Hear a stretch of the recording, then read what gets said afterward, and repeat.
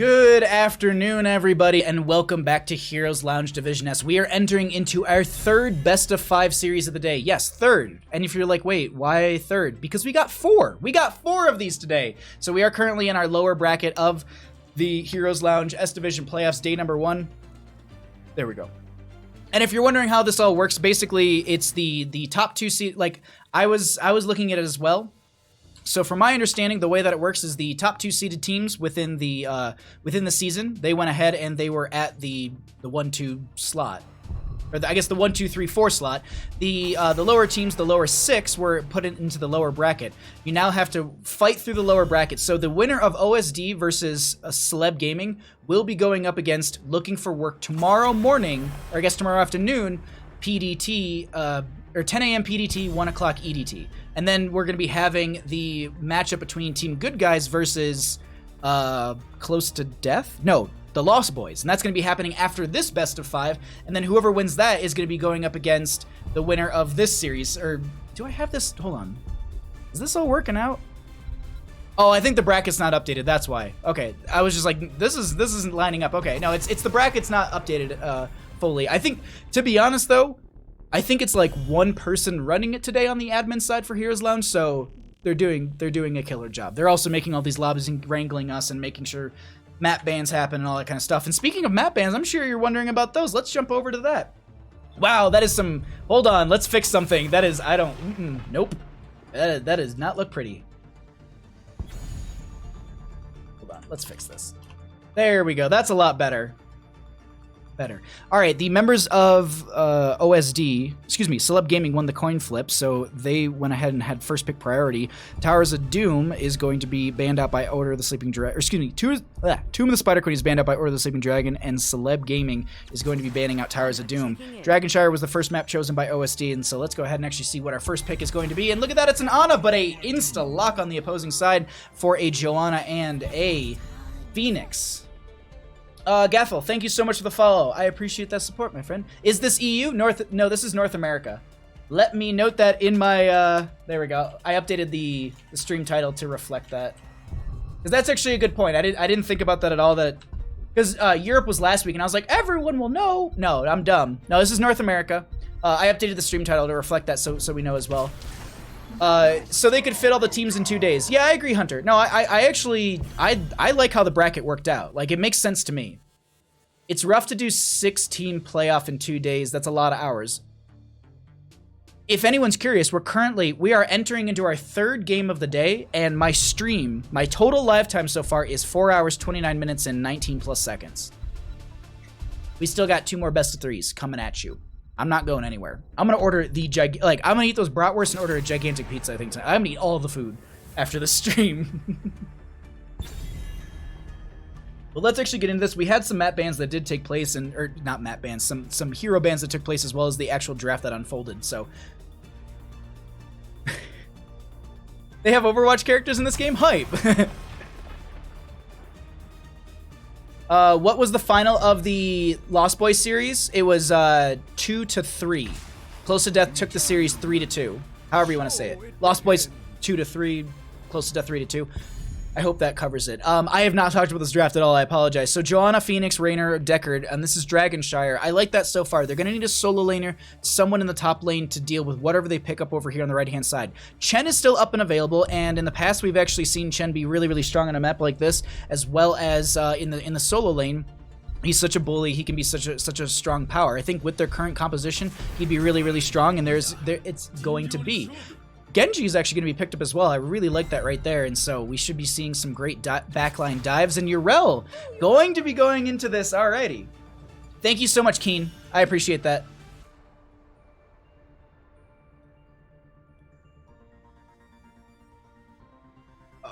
It's 50% off Domino's. I'm sorry, Hunter. I can't eat that stuff. That's not real pizza. That's the only chain that we have up here also. Domino's is the only pizza chain. Like, we don't have Hungry Howie's, we don't have Little Caesars, we don't have Papa Romano's. I'm sorry that I didn't talk about any of that draft. I was very all over the place. My apologies, but still. I mean, pizza's pizza. It's really weird seeing these Blizz characters in one game. Wait, was that my boy Trap? What the hell? I think there's some online orders only, baby. Mountain Mike's? Never heard of it. No Rexar pick or ban on Dragonshire, that's weird. I mean, we are currently in North America, so I'd say, like, Rexar pops up here and there, but not always. Like, I feel like he's fallen off. Like, he's not so much fallen off as it's just, like, banning out Rexar, there's a lot of other bans that I think are a lot stronger for the friendly team, and while I didn't cover those very well, I think they did a good job of locking some of those out. But we got a game. Let's actually jump into this. Keep the camera on top lane. 4-man doesn't matter. You got it, Zuni. On the left-hand side, we got the members of Order of the Sleeping Dragon in our game number 1 of our best of 5 series. Shot is going to be on the Joanna. Corgi Booty is going to be on the Urel. Elhaim is going to be on the Deckard Cain, and Enigmatic will round out the draft on the Raynor. On the right-hand side, we got the members of Celeb Gaming. Satata is going to be on the Garrosh. Slip will be on the Genji. Meta is going to be on that Jaina. Tiger JK will be on the Ana. And we are going to be having Evasion rounding out the draft on that Chen. Arsenal Synergy for the Phoenix at level 1 as well, which is just a strong talent. Just going to be able to get that extra damage into some of these enemy heroes. And I like that as a pickup right there. Evasion is going to be diving into this backline, getting a lot of good damage right there. That's going to be the knockback from Urel as well. Evasion just going to be drinking on through it and just getting that shielding right back up. And I think we should be seeing our solo lanes breaking off at this time. Slip still staying on Corgi Booty right now, just making sure that they heckle him a little bit and push them, get some decent damage onto their health and just kind of push them out of... Oh. This Genji play, though. Just Genji things. You know, just going ahead and getting that. You can just see really quickly. I was just wanting to show the vision for these two teams as you know, they're stealing that well, or trying to steal that well away. I wouldn't be surprised if they cycle back around and try and go for it again. Maybe just not immediately. They're going to rotate into mid, go for the clear there, help out the friendly team. And this is where they'll probably break off and do exactly that. Siege Camp on the left-hand side is going to be picked up by the members of Order of the Sleeping Dragon. Oh, and I'm sorry, I think I missed it. Trap Queen's gonna be on that Phoenix. I don't think I said that during the introduction. My apologies if I missed it. I haven't seen Genji in ages. I feel the same way. Capture the shrines, inherit the Dragon Knight's power, and lay waste. I can assure you, pizza is not always pizza. I mean, yeah, true.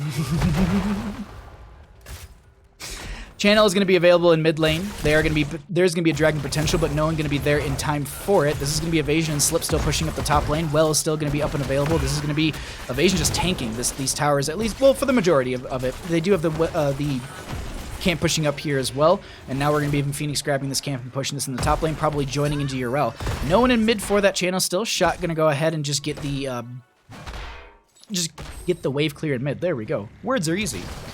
And Urel just jumps into the top lane. We'll go ahead and stop the channel for now. Evasion just going to drink up a little bit and get some of that health back, as well as just that shielding you can see right there, just kind of pushing that bar forward. And they're just going to wait for the camp to push up, and Corgi Booty jumps back into lane, and we'll continue to go back and forth into this.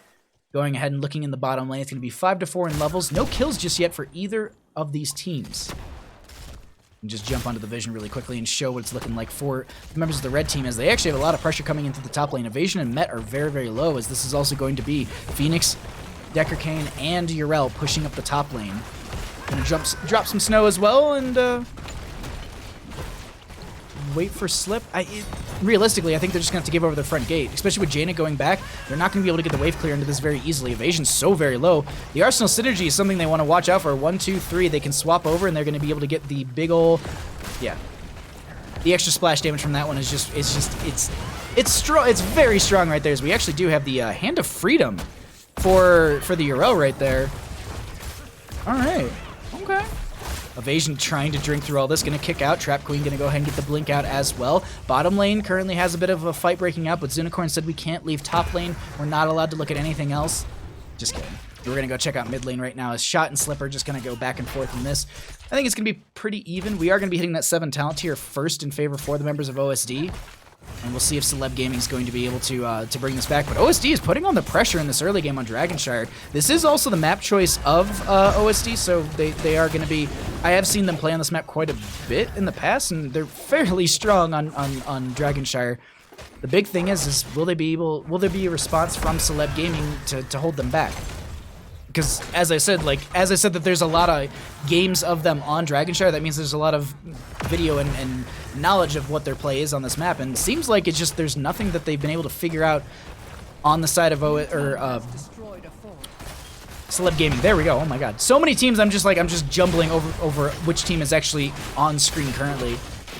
But it's 7-7 in levels. Let's actually rotate through some of the other stats as well, just get an idea of what those look like, and we'll just go ahead and still wait for the Dragon Knight to be picked up from either of these sides. We do have Phoenix rotating down here. Chen is going to be going back and forth with Corgi Booty in this, and now we have a fight breaking out bottom. No heroics just yet. Satat, I think, should be fine through this. Just going to get a lot of damage put onto them, and they'll be able to walk away. 7,500 from the Phoenix thus far. Shot going to be going for the channel. Nice knockback from Corgi Booty right there. I don't think... Oh, they almost had it right there. Chen did use the flying kick already. Slip used a few of those shurikens right there just to get the interrupt onto Shot. No one going to be able to jump onto this point just yet. And it's just the slow wait right now to see who can jump onto this. I think we're going to be having Slip jumping into the top lane. Do they... The question I have is, like, can they see... They know that Genji's up there. They're going to try and go for the Dragon Knight. The other thing to note, too, is if you don't know this in your own games, you can actually channel the Dragon Knight faster than you can channel the points. So if a point's at full, red, and you're trying to turn it back over to your blue side, and someone's at the Dragon Knight, you start the Dragon Knight channel at the same time as someone jumps on that point, you'll actually get the Dragon Knight first, because the shots are a little... Or the shots. I looked over at Twitch chat, and Shinobi was shoddy too hottie. Hand of Freedom is so much better after the changes where you can now self-cast. I haven't played it at all. I'm gonna have to check that out. No kills across the board either. We are gonna be approaching those 10 talent tiers in favor for the members of OSD in just a second. A Shot gonna continue to make rotations. What do we get here for our 10s? Is it gonna be standard across the board? We do have the Lornado for the Decker Cane, so not gonna be going into sort of any stay a while and listen. And now Urel holds the top. Raynor jumping on bottom. Are they gonna have anyone in mid to grab this Dragonite is my question. Oh, the Blessed Shield going out right there. They were trying for it, but it doesn't connect in time, and they're not able to get the pick. Planeswalker and also Ayurkire, I think it is. Thank you for the follows during this game. I really, really appreciate the support, my friends. I'm glad you're enjoying the stream, and thanks for following. If OSD wins, I'm following. Oh, no. Oh, the set? Oh, my God. All right, OSD. I need some more followers. Come on now. No, just kidding. I would like both teams to win. I'm neutral in the sense that, like, I've casted both these teams. I've seen a lot of these players. I've known them for a decent amount of time through Heroes of the Storm, and like I would like both these teams to progress because they're both so strong. Like, I'm that person who's just like, why can't everybody win, like, and have a good time? Well, that's mostly me. 1% on this Dragon Knight. I think they just more or less drop it. Yeah, 20 seconds were still left on it. Shot was like, I'm not going to get value with this. Let's just get rid of it. The Dragon Knight ends. That means that the counter for the shrines, or for the altar phases, is going to restart right now, and that's going to be the Storm, Earth, and Fire coming out from the Chen. The taunt goes out onto one, and that is going to be a very good pickup onto Celeb Gaming with that Warlord challenge right there, and just the dive. So strong. Now OSD, they've got to worry about that quite a bit because that kind of roaming gank is probably a big possibility. Going back to what Zunicorn said, we're going to be focusing in on our top lane. Let's just watch this Chen as there's no fight breaking down in bottom lane. That's going to be fun to watch. Purification Salvo goes out. That's going to be the Jaina going down. Trap Queen going to get the blink out just in time, and that's going to be the Lornado forcing a couple members back in. Trap Queen gets the chase onto Ana, and they go down as well. Satata a little bit low. They get picked off. This is going to be the Dragon Blade from Slip as well, and they aren't able to pick up the kill, but that is going to be a 3-for-none trade in the bottom lane as, Urel was picked off a couple minutes ago. Owl, thank you so, Owl Ready maybe? Or Owl RD, thank you for the follow, I appreciate that. Streamer bias? Hey now. How can you ever root against Corgi Booty? It's literally the best name. Oh my god, wait, what was there was a name of someone that I casted that I would giggle every time I was saying it, and I know Kaleo clipped it, and I think, like, Hedgie, someone resubbed and used that as their like, message, and it was Hedgie, yeah, and it's just like, I can't remember what name that was, but that was a good one. Which team is favored? I I actually don't know. I think Twitch chat might know that better than I would. I jump around to so many different leagues that I honestly don't know, like, I don't know the statistics for these teams because I don't keep that knowledge for myself because it's just something I won't be able to keep up on properly, and I would just muddle it all together. Like, I don't know who sits, like, I don't know where the seating sits. I should actually look that up for, you know, name purposes, so people actually have an idea of like what the seeding is currently for these players. Regardless, that's going to be the Storm, Earth, and Fire going to be pop right there. Meta's going to be coming in through the top lane as well. They're trying to get some value into this, and actually the majority of the team is turning around and running away from this. Raynor will be going down to the Genji, I believe, in the bottom lane rotations. Shot going to be a little bit too low, and they will be picked off as well. Alter phases are going to be popping up here. You can see Garrosh is going for the run down into bottom lane. Try and get that channel soon. There we go. Sorry, as always, like, I finally got my tea out of the fridge, and I was just, like, chugging it whenever I have chances. Oh, I was like, here comes the Dragonite, but no, actually, Elhaim's going to be up on this point, and they're going to go ahead and deny that for now. Jaina going to be in bottom lane, making sure that this gets cleared out. Oh my god. Welcome, everybody, on stream. Dang. Thank you so much, Val. I appreciate that. I'm just waiting, like, patiently. Are we? Are we gonna step forward? I like how you can just like hear the Righteous Hammer, just like you can hear it glowing in a sense. Well, let's actually jump over to the vision right now for the members of the red team. We can get an idea of how they're playing this and what they're setting up and what they can see on the minimap. Or even on the map itself. They know Urel's in top, and that's really about it. You can see the Decker Cane and the Phoenix up there. We know that Shot is actually showing, is further back down in that mid lane. But the OSD, I like how they're playing this. They're playing this slower. They're playing it safer. They're waiting for that 16 talent tier to come in, and then expect them to try and dive on the enemy team with set advantage. This mid lane should just about yield that for them. They're going to need at least, like, what? There it is, okay. I was like, they're going to need, like, a minion, essentially, but we'll see what those 16 talent tiers are going to be, as now Corgi Booty might be caught out here. Do they have the angelic, or not the, there it is going to be, I cannot think of it off the top of my head. Ardent Defender, there we go. As that's going to be popped right there. Satat so very low. That's just Chen that went down so far. Satat still low, gonna get a little bit of healing. They throw in the Biotic Grenade from that Ana as well. Lockdown coming out from the Decker Cane as well. And the convenient thing for OSD is this is going to be Elhaim jumping onto the point in bottom lane. We already have Shot in position, ready to go to pick up the second Dragonite of the game in favor for the members of OSD. And Slip has been caught out by Trap Queen. That is going to be kill plus Dragonite moving on in through mid lane or bottom. CTV got 3-0'd by Looking for Work, the strongest team from regular season. And then, yeah, CTD won over the Lost Boys. It's spicy is definitely the way to call today's matchups. Carpe Felis, thank you. I think that's definitely the way. Nuggets is love. That's a very good username right there. Oh my god, Nuggets is love is going to be it follows as well. Thank you so much for that support, my friend. Now I just want tendies.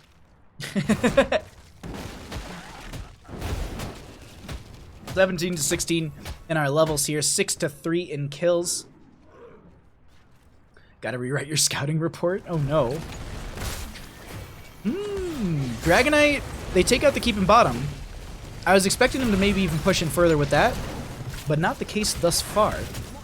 We actually know what the 16s are, so let's actually cycle through some of the other numbers really quickly. Kick goes out onto the Ana, separating that healer from the friendly team. Evasion trying to dive in. Gonna be getting that kick over into a safer spot. They actually don't have time to pop their ultimate, or their heroic right there, as that's going to be the Purification Salvo going out. Ice Block denies some of it, but that's still going to be the Garrosh going down, and now they're going to be blinking down into this bottom lane, and realistically, if they can just push this out, I would expect them to try and end the game. Chen is down, Garrosh is down, all that's left is Jaina, Genji, and Ana. Let's see if they're going to be able to end this on the side of OSD. So far, a very strong start for them in this best of 5 series. That's going to be Genji with the Dragon Blade. Gonna get some damage out right there. Slips so very low, they find the second kill. I guess third kill, excuse me. Righteous Hammer knocks them away. That's going to be the core shielding starting to fall here. It's getting really low. Can they end? Can they end off of this? Lornado comes out as well. Ana is dead, but Ardent Defender's there. The rest of the team's on this point, and that's going to be OSD taking game number 1 in our best of 5 series. GG. Well played.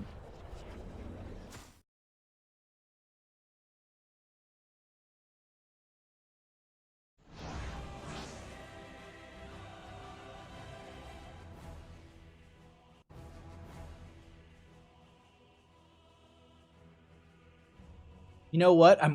Tomorrow I'm ordering food. F cooking and leaving the house with 35 degrees. Wait, 35 degrees Celsius? Is it 35 degrees Celsius for you, Tara? That is insane. That's so hot. If anyone's wondering, so the easy way to do the conversion is every 10 Celsius is 18 Fahrenheit. And then you add 32 once because you have that 32 degrees change. Because 0 degrees Celsius is 32 Fahrenheit. So you just add that in right there, and then that's hot. That's really, really hot if it's 35 degrees Celsius outside. Wow. I think it's like near 100 or something like that. Bloodspat, thank you so much for using your Twitch Prime subscription here. Thank you so much for the support, my friend. I will follow you to the end of the world. Subscribed. I just love that all the eyes and everything are floating around. Like none of it's just like actually proper for a dog. It's just this creepy, weird, beautiful dog thing that my artist created. Okay, wait. Oh, okay. I was just like, wait, why are they saying what the map is? All right, cool. All right, we know what the map is. Baja doing math on stream. I too like to live dangerously. Yeah, Celsius. Welcome to Italy. Oof. I've been to Italy a couple times. I loved it there. I've been to Florence. I stayed like a week in Florence. That was probably the best one. But I've done like the generic like Rome trip as well. We're just waiting on lobby. I know I need to set up one thing in the background. Also, I need to update the team scores. Oof. All right, do we try and do this mental math on stream while we're setting up for lobby? I think we can do this mental math. Oh, I lied. I'm just gonna pull out a calculator. 18 times. Wait, no. Hold on. We got this.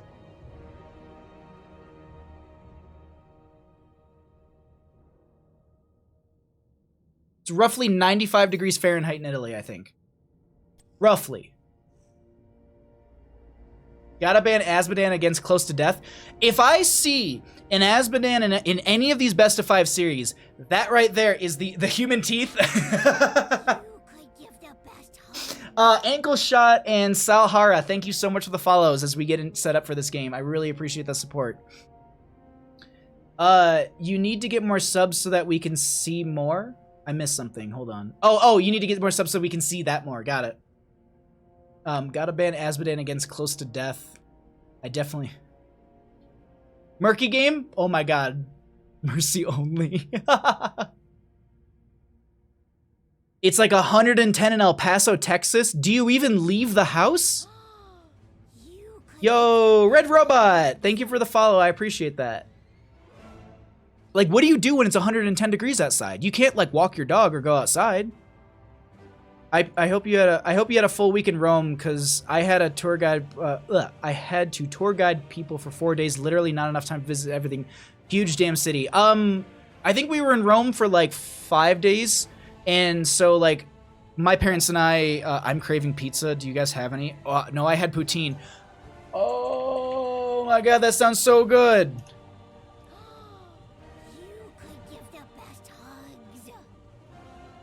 Shot, thank you for the follow, my friend. Shouldn't you be playing the video game?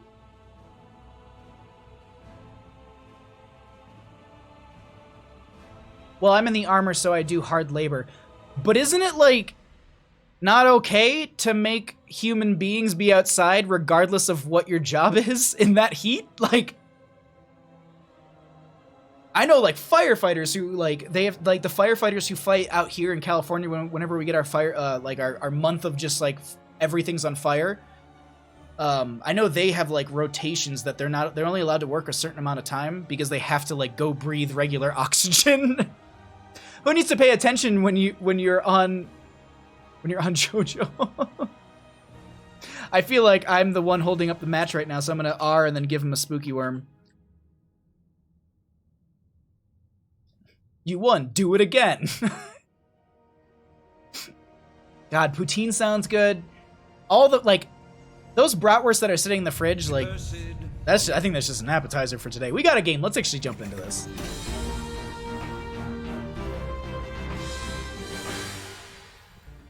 Welcome back to Heroes Lounge S Division Playoffs, day number 1.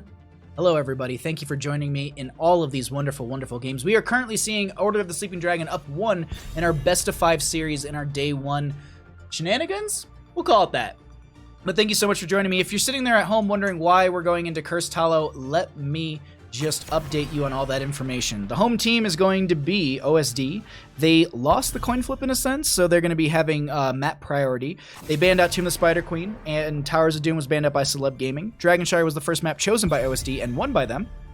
I'm going to say that their name had something to do with it. And then Cursed, they opted for first pick in game number 2 on the side of Celeb Gaming.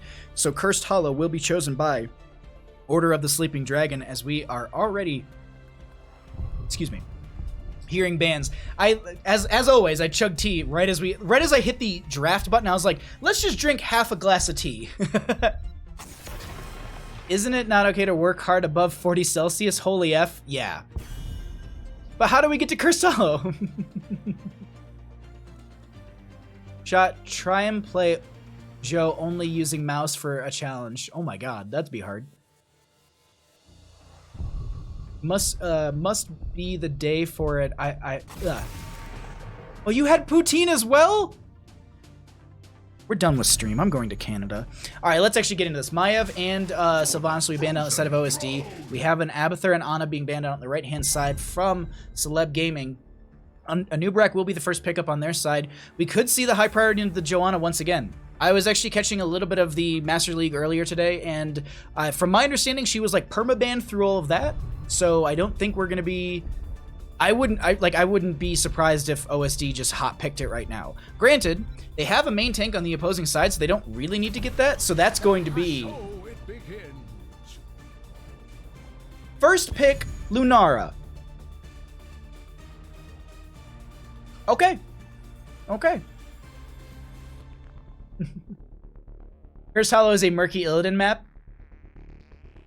Just pray to RNG that we get it. All right, Anubrak is going to be here on the right-hand side. They need a support. They need some other heroes as well. Realistically, I think a Tyrande would be wonderful here. The scouting she provides with the Sentinel, the lockdown with the follow-up Lunar Flare is really great. Greymane and Dahaka will be the pickups, though. So they're going for a global to at least have that pressure on the board. And then we're going to be also seeing Greymane for the dive, as well as some siege camp pressure. Overall, really great start for the members of Celeb Gaming. But here's the thing. I wouldn't say they're showing their draft so much as they're showing their idea. They're going dive heavy, so they want to ban out a healer that's dive heavy. They can consider the Kharazim here, because realistically, Kharazim would actually work out pretty well with their draft, or they just go for the Tyrande and get rid of that, take that off the board, and she has no Huntress mark. Genji actually will be the choice. They don't want to allow Slip to have that Genji once again. Slip has played Genji quite a few times within the S Division. We've actually seen it today a couple times as well. So not too worried about the Tyrande, not too worried about the support. They don't care about the synergies. Mostly looking for something to dive into the backline and maybe get on Deckard Cain. Maybe something that will make Lunara's life a little too difficult. I'm excited about Lunara. Enigmatic is he's alright at Lunara, like, it's whatever. It's not like they have like thousands of games played on it or anything like that, or it's like they could literally run a clinic on how to play Lunara properly. Joanna will be banned out here, and why wouldn't you? Why wouldn't you ban out the Joanna whatsoever? We saw how strong she was in the last game. If CTV would have picked Rhaegar, if I was CTV, I would have picked Rhaegar Monk here. I like both of those. I like the Kharazim and I like Rhaegar for both of that. Aggression value is really good. Oh god. Grosner? Thank you for the follow. Sorry for murdering your name. It's welcome to the stream. We do this all the time, but thank you for the follow. I appreciate the support, my friend. Last 2 picks coming out from the members of Celeb Gaming. They need a main support. They're going to need some extra damage for that Greymane. Hanzo isn't a bad idea. Jane is an option as well if they want to go into that and get some burst with that mage. And then as I said, the Tyrande I really like a lot, but it's going to be Hanzo for the poke, Stukov for the lockdown. That works as well. I think the support really came down to what synergies they wanted to build. Stukov can be a little more passive, and also, if anyone tries to start to dive onto them, they've also got the massive shove for the single target disengage, or if they want to go for the flailing swipe to get a massive target disengage in some of these engagements. No one-handed Joanna play. And Li Ming rounds out the draft here for the members of OSD. Okay. I like it. Muradin's pretty aggressive. Urel's really strong as well. Resets for Li Ming will be probably the high priority, but the thing is, Lunara is going to have a lot of good setup for the Li Ming with the damage over time. I think the outlier here is going to be Anub'arak and Greymane getting into the backline. Josh, thank you for the follow, my friend. Thank you all so much for following and supporting. I honestly don't have words for how much you've all supported today and just the cheering, the lurking, the watching. Like, thank you. Like, beautiful, awesome people. You know what? Maybe today is the day I just start the Bandit account. Maybe that's what we do. All the subs, we start the Bandit Twitter. We finally do it. I got enough photos of him that I can just spam photos of him. We'll find out. Let me know in chat what you think. On the left-hand side, we got the members of OSD, up 1 game in our best of 3 series. We've got Corgi Booty going to be on the Urel. Enigmatic is going to be on the Lunara. Shot will be on the Muradin. Elheim will be on the... Excuse me, Elheim is going to be on the Decker Kane, and Li Ming rounds out the draft. 10 seconds. Lead by Trap Queen. I had that, like, my brain was, like, wanting to say it completely backwards. On the right-hand side, we've got the members of Celeb Gaming trying to bring it back and start to bring that reverse sweep or even bring a contest to our best of 5 series. We're going to have Tiger JK going to be on the Stukov. Met is going to be on the Greymane. Slip will be on the Hanzo. Satat is going to be on that Anub'arak, and Evasion rounds out the draft on the... Come on, brain. Dahaka. There we go. I want to show Vision really quickly. Oh, dang it. I was going to try and show the Sonic Air. I wasn't sure if Shot actually showed right there. But this, I just, you know, it's a cool idea just to see what these teams are seeing on both sides. Because they know that there's a lot of players in mid. We're just kind of cycling through just to show, like, mini-map and stuff like that. And, like, they know Hanzo's in bottom lane as well. So it's just little things like that we're going to be keeping an eye on throughout this game. But that's going to be Tiger JK coming into the bottom to potentially help out Corgi Booty Satat. To not help, well, maybe kill. Oh no. There's the initial dive. Hanzo with the air. Oh, the Greymane leapt in like everything was there. But the thing is, they showed that in bottom lane, so now in top lane, they're like, cool, we'll play this aggressive. We're going to jump on to one of the players, and it's going to be Evasion, who takes quite a bit of damage right there, and they're going to be forced back. Meanwhile, we have Stukov and Tiger JK, excuse me, Met and Tiger JK going ahead and grabbing the siege camp over there. It looks like Decker Kane and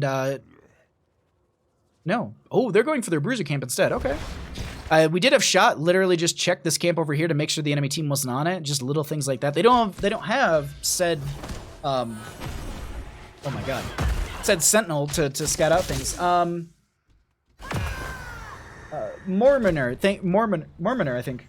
Thank you for the follow as well. I appreciate it, my friend. So we have the bruiser camp going to be picked up on the top right. On the bottom left, we're going to be having them members of OSD pick up their bruiser camp as well. Elheim just anchoring, you know, that Decker Kane tank life. Bottom lane is going to be Slip versus Corgi Booty consistently. Well, this is an interesting matchup for solo lane, because it's Hanzo versus Urel. We actually have an Enigmatic in top lane going into the Dahaka. An Evasion stepping forward, trying to get the tongue drag, won't be able to connect right there. Does get the burrow, just going to have a little bit of poison thrown onto them.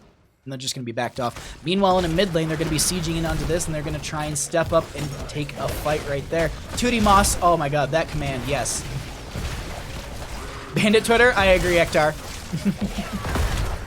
Deckard Payne, yeah. Alrighty, let's see our mid lane, as this is going to be both camps kind of crashing in front of the front gate right here. What's up, bud? Oh, I can tell Bandit knows it's we're getting to that time of the day where Bandit gets a meal. And so he's starting to get a little pacey around me, and like what he'll do is he'll leave the room, come back in, and stare at me, and sit on his bed and just stare. So he knows it's coming soon, but we'll do it after this series. Anyways, we're also, I mean, like it's not supposed to happen for an hour anyways. We do have the Urel in the top lane going into Evasion, and that's just gonna be a nice. Well, this is gonna be a little rough because if Evasion just brush talks out of here. Yes, you'll be able to push out the lane yourself, but you're also going to be then, it's going to be a 4v5 in favor for the opposing side. Shot going to get the Dwarf Toss over, Slip going to get a little damage in there as well. Currently sitting at 9 out of the 20 stacks for the simple geometry at level 1 right there, as they'll just continue to stack that out, sitting halfway through. Now, Met going for one channel, that's going to be Trap Queen throwing in a little bit of damage. Muradin waiting for that time to just jump in. That's going to be the Oh my god, the static. I can't think of the name. Thunderclap. No, I think that's a talent. Either way, Shot is going to be making their way out of there. Stukov did have a silence. I think they were trying to make sure that they couldn't dive out or jump out with the Dwarf Toss, but now Tiger JK is going to be interrupted. They're going to throw a few abilities out here. Evasion is going to be down here as well. We do have Yrel still in that top lane pushing that out. Tiger JK has the channel, and that's going to be, unfortunately, against OSD. The first pickup on the first point for Celeb Gaming. Siphoning Toxic is an odd choice. Batanzer, thank you for the follow. I appreciate that. I don't know. Siphoning Toxic, I feel like I see it quite often. I'm not gonna lie. I think it just will keep her a little bit safer, or not safer, but they'll give Enigmatic their own lane sustain if they're gonna be going into that. Oh my god. If they're going to be going into that Dahaka consistently, having their own lane sustain is really, really strong, but that was a lot of good damage. The choking pollen as well being popped right there, just a lot of good damage coming out from the members of OSD. And speaking of damage, speaking of numbers, let's actually cycle through some of those other stats and get an idea of what those look like here. Hyper Mike, thank you for the follow as well. Burden's W is Thunderclap, you got it right. Thank you! I appreciate that, Mercy only. The choice is simple. It's one of those things that, like, you read so many talents for so long that you start to just throw the talent as the name of it. Or you just make up your own names for some of the abilities. Like Spinny Shooty Heroic, because I couldn't remember Strafe from Vala for like a solid minute. And I was like, Twitch chat, don't tell me. So it was just me like struggling for like a solid minute. And then someone was just like, do you want me to tell him? Like, yes, please save me. But we have 0-0 in kills. We're going to be setting up for our 10s fairly soon. Elhaim is going to be targeted by Met right there, and Shot is going to go ahead and Dwarf Toss right over the wall. We have this point open and available. We're going to have the majority of the teams up in this top lane. We have the Dahaka also in the bottom lane up against the Yrel still. So this is something to note down here. They should have the Brush Stock up and available because it's a 75-second cooldown, and I think we've far surpassed the last time they used it. We can actually check that really quickly. It's off cooldown. So they can brush stock up here whenever they want to. We also have the, if I'm not mistaken, they took the Greater Wisp, or I can't remember the name of it off the top of my head.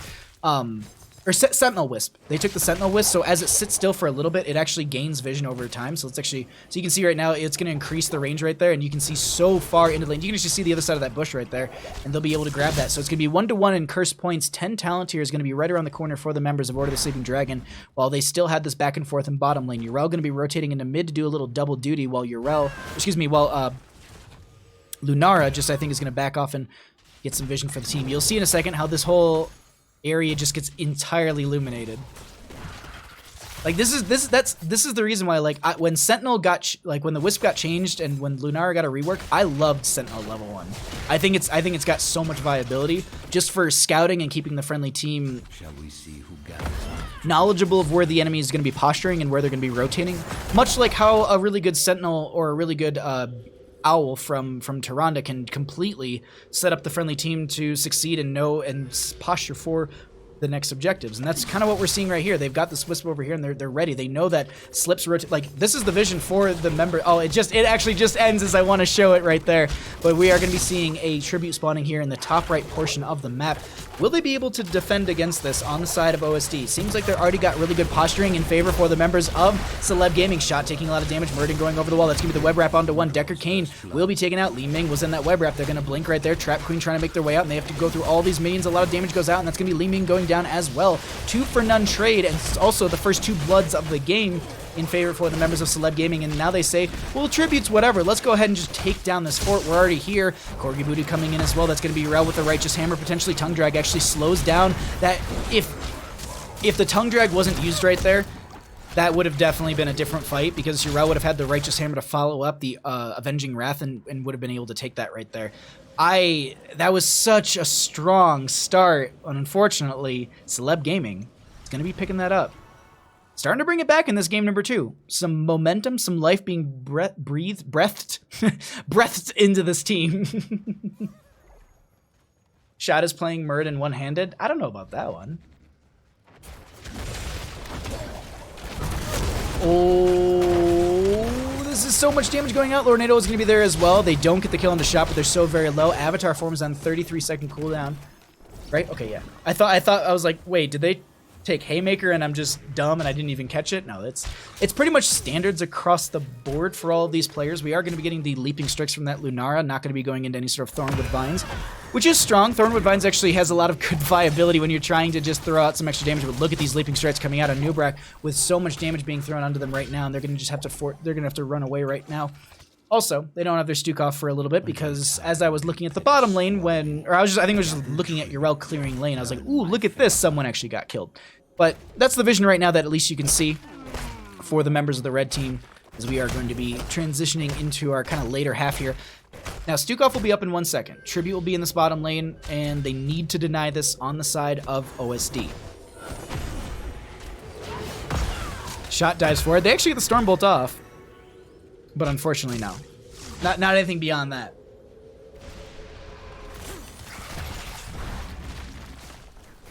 Shot with the channel. I think... Oh, nice Righteous Hammer there as well. Stukov. Hanzo burning the Dragon Arrow? Evasion coming down here. Okay.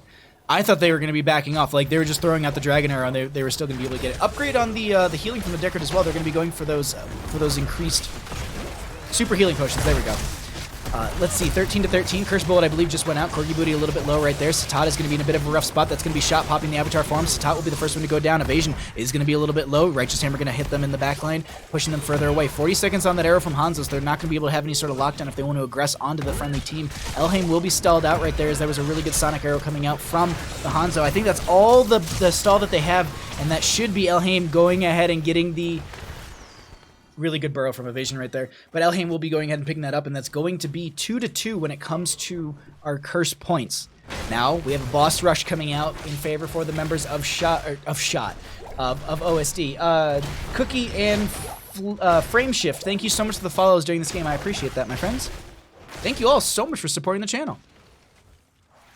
This is just going to be top lane getting pushed in. Really, really good pressure coming out from the Siege Giants that they picked up way earlier, and they are going to be going for a boss themselves. This will be the top lane fort, taking a decent amount of damage, but they are going to be having this... Siege Giants aren't really the smartest creatures in this game, it appears, as they're just going to be melted down by those minions right there, and I don't think they make this rotation in time to stop them from picking this up. So it's more or less like, all right, cool, we got a boss in bottom lane, you're going to have a boss in top lane. Luckily for OSD, the next objective is in top lane. But it's still, boss moving in, they're going to have to at some point deal with this. Mirthquake, thank you for the follow as well. Really appreciate the support from everybody today. Seriously, like, y'all, I can't even. I'm waiting a little patiently right here just to see who's going to be able to get this. Matto, thank you as well. Thank you for the follow. Thank you, everybody. All the heroics are off cooldown. Let's actually pull away the stats right here. Web Wrap went on to Li Ming. Are they going to step forward now? You can see the pings are coming forward. They need to step forward while she's in that Web Wrap. She's now out of it right there. That's going to be Hanzo with the arrow as well. Lockdown coming out from the Decker King. Lornado will be there as well. Lunar in the backline doing a lot of good work. Enigmatic like glitched out for me for there a second, but now Meta's like, all right, cool, I'm going to be a great man. I'm going to dive onto you, but they lose their Hanzo in the backline during all of that. It's going to be Yrel with a Righteous Hammer pushing them back into the friendly team. They need to find something here as the top lane fork goes down to the boss. The bottom lane going to be the exact same case, and it looks like there is a potential for the channel here. If they get this channel, the boss and bottom lane will continue to push uncontested and will go for way more. Oh, it's got just a sliver of health. They really, really need this to be picked up, but they get the Dahaka pick right there. And I think they force them back. The boss does go down in bottom lane. Top lane is going to be going down. And I think they just give this, they go for the wave clear, and they try and get some sort of value maybe through mid and probably through top. They're already all up here, and these minions are going to be instantly burned through. You can see Yrel using AoE effect talents right there to make sure that they get that burn and pick that up.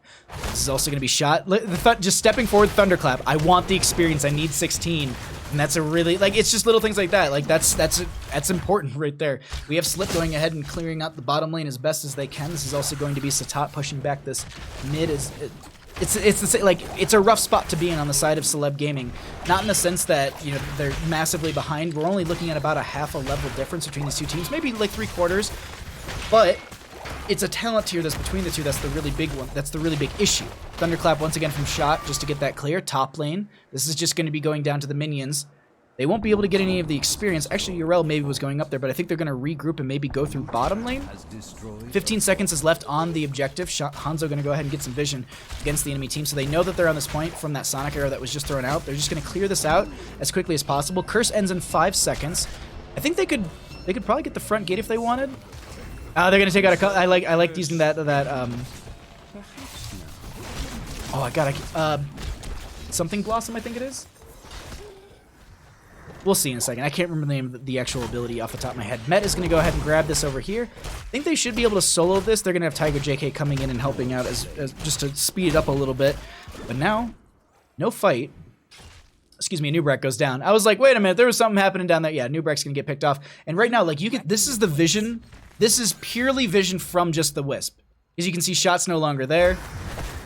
And like they have full vision of Hanzo, and the nice thing is too, like Hanzo on the opposing side, like Hanzo knows that they're in vision. They can see that there's that little red thing above their head, so they know there's someone or something around. It's something that one of my friends who was playing, he was just like, I don't get why people take that the level 1 murky egg talent where you can get vision around your egg. Because anytime that I would see that little red thing pop up above my head, I'm like, all right, cool, I'm near Murky's egg. Let me go find it. Granted, it also increases the range, I think. Amberfrag, thank you for the follow as well.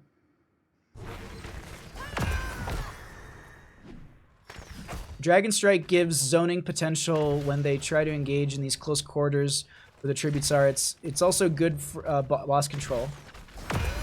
Yeah, Nubrak just died, and I was like, I like barely even caught it.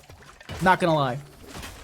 17 to 17. Oh, they're invading. That's going to be the Lord NATO coming out. That's forcing actually the majority of the team away. That's going to be the arrow going right through. Satat going to be on the point. They actually steal this away. Elhaim wasn't able to step onto it, but that's going to be Lunara getting one leaping strike, but going a little too far over the wall right there. Elhaim very low, trying to make their way out of there. They're going to just be able to run right out, and that's actually, they're staying alive very well somehow, some way. Ardent Defender going to be used by Corgi Booty. Nobody going down just yet. Enigmatic in this backline is in a rough spot, but they have a faster base speed, so they're going to be able to kind of get out of here with all that hippity-hoppeting. And look at Tribute spawning. Nice leaping strike to kind of juke, and they're going to be able to get away. The Choking Pollen comes out. They find one stun. Enigmatic has no other charge, and they go down. That is going to be a pickoff in favor for the members of Celeb Gaming. A really, really good one at that. But while all that was happening, this curse was spawning, and they're just going for the dismounts. They're just trying to slow them down. That means that Li Ming will be able to get it, and they're denying the Tribute. They are fighting down a couple players, and that's really, really risky right there, as that's going to be the Curse Bolt coming out from Greymane. Met's going to have to back off. Trap Queen going to be making their way out as well. Corgi Booty rushing around, and they make it out just fine. Wow. Yo, John Knight, thanks for coming by. Legacy, how you doing? Wind Winger, thanks for coming by as well. Anyone I have not said hello to, hi, thank you for being here. Boss is going to be, I think, where we're going to see our next bit of fight break out. It's going to be web wrap onto the Li Ming.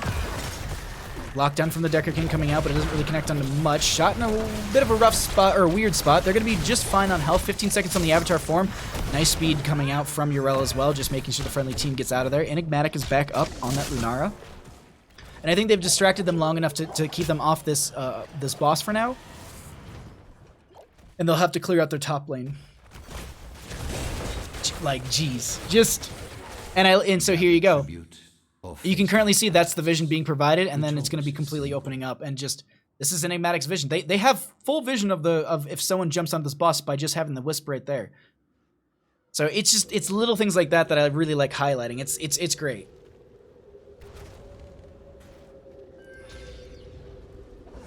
$19 to $19. It's actually really, really close in experience right now. We have, what, 62,500 to 67,300. So really, really tight in experience. 5 to 3 in kills. A little bit of a step up onto this point. Dahaka still in the top lane. Should have the brush stock up and available. Let's actually get an idea. Do they have it? 75 seconds for the brush. Oh no, they just used it for bottom lane. I was just like, wait, why is it on full cooldown all of a sudden? No, they just jumped into bottom lane. That's going to be the Lord NATO coming out. Curse Bolt's going to be there as well. Shock going to be popping the Avatar form. Hanzo just barely missing that arrow right there, as evasion's going to be a little bit low as well. Shot still tanking and living in all this damage. Corgi Booty has to cycle out, get some healing from the friendly team. They want to wait for these potions to get full, because they'll turn into those super potions right there, and that's going to give you quite the healing. Evasion's, excuse me, Satat getting the burrow charge forward. Evasion just waiting for a tongue drag opportunity. Currently have Lunara just glitching out right above us. And they've denied them so far very effectively from jumping, from getting a curse on the side of OSD. Can they stop it completely, is my question. It's 19.5 to 19.5. Met is going for the channel for now.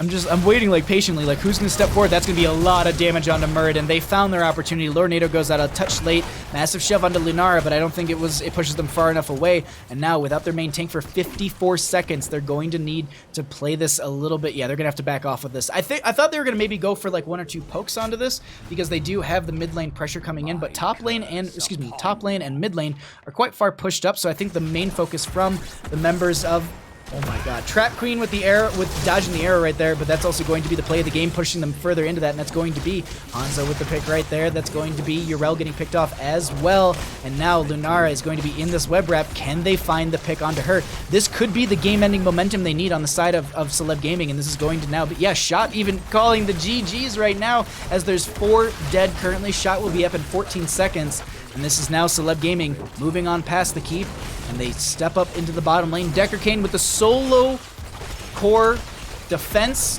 Can they do it? No, just kidding. One Lornado does come out. Did they go for the Mornados? No, they didn't. They went for Forever Potions, but that's going to be game number 2. Going over to the members of of Celeb Gaming. GG. Well played.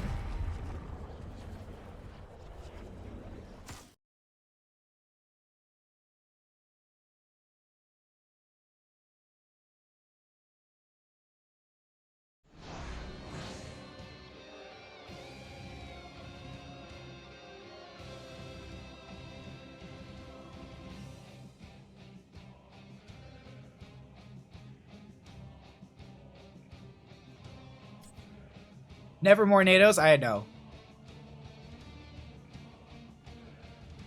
I was thinking just maybe. Riot, thank you for the follow. I appreciate that. Thank you, thank you. Whew.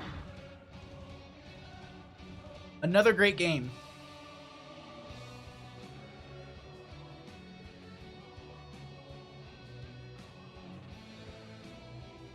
Gonna show stats once again. I'm just making sure I'm checking stuff in the background.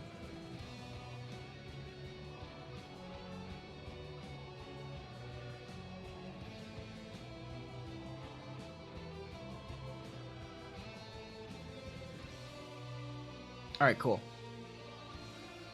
Alrighty.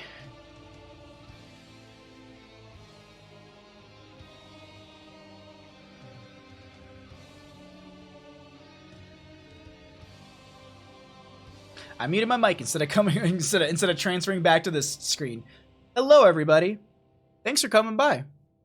I hope you're having a wonderful afternoon. Thank you for checking out the stream. If you are enjoying the stream, as it appears most of you are, please go ahead and hit that follow button.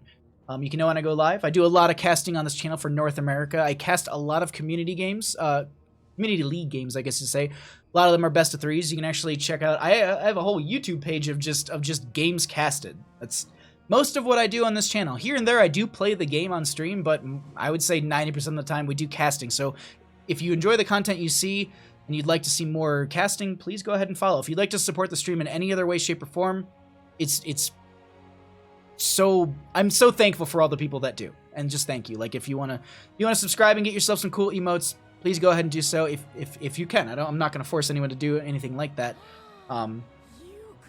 Akafi, thank you so much for the follow as well. Yo, Legacy, thank you for the tier 1 subscription. Thank you so much.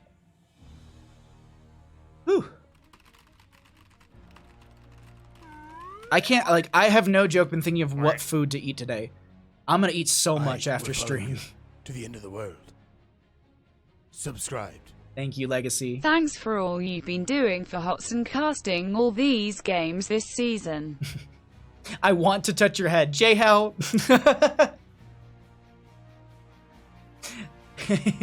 Just that message is from Legacy and Keenan. Thank you so much. I really do appreciate it. We're waiting to find out what our map oh, Matt just told me they need a quick 5 minutes, but hopefully we can get the map so we can make lobby. Yo, Satai, thank you so much for the resubscription. Thank you for using your tier 1. To the end of the world. We back, baby. Subscribed. We back, baby. Speaking of we back, baby, I need to update the score because I'm good at what I do. But yeah, it's 1-1 right now between OSD and Celeb Gaming. We're currently getting our map set up really quickly, and then we're going to be going into our game number 3 in just a moment as I look over and I realize I have like no tea. We still have a lot of best of fives to go on this. No, we'll be good. Worst case scenario, I'll just have to run to the kitchen after this match and then pour the other cup that I put in the fridge into this one. Is the stream lagging for anyone? I hope not. So far I'm not gonna jinx it. Never mind. I'm not gonna say anything. The Shining Nova, hi. Thanks for coming by as well. Whew.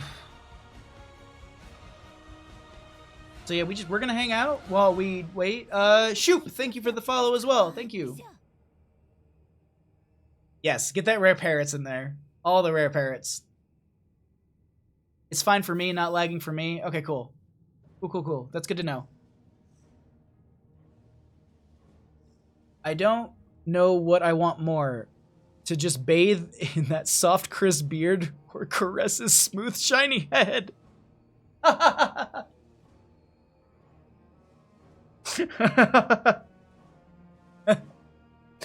Okay, it's not lagging for anyone. Cool. Good. Alrighty, yeah.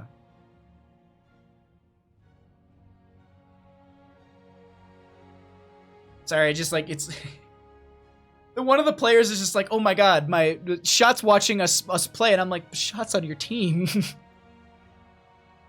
That's lagging for you, but that's on my poopy internet. Understandable.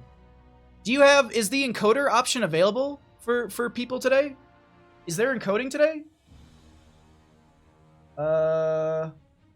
Okay, I have encoding options, so I hope you all do. Because I can, like, in my dashboard, I can see, like, all the other changes.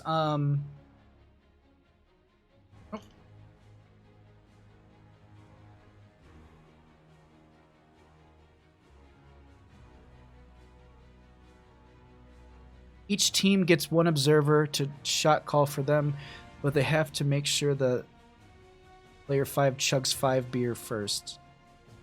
I wanna play. Okay, cool. I'm good to go. All right, I'm gonna go to the bathroom really quickly, just because I don't know how long our series is gonna go. We're currently loading up into the lobby for our next game, so we'll be into that in just a second here. Team 1 has. Okay, sorry. I'm updating stuff on my end really quickly. All right, I'll be right back. Yeah, it's or drop quality for latency. Okay. Whew. Alrighty, I'll be right back. We're not going to transition anything. I'll just be right back.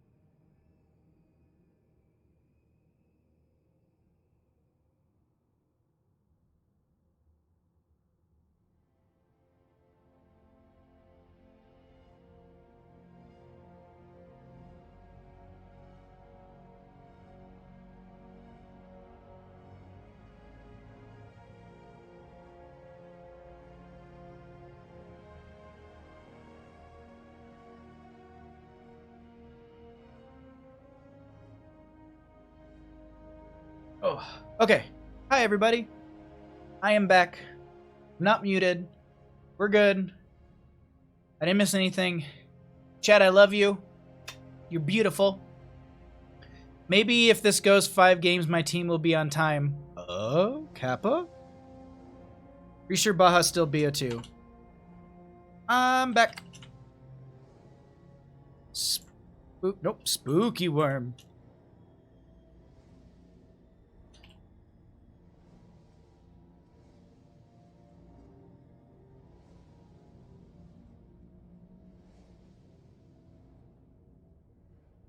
Alrighty. Mysticles, how you doing? Thanks for coming by. Treebeard, hey bud! How you doing? I hope you're having a great day. Oh.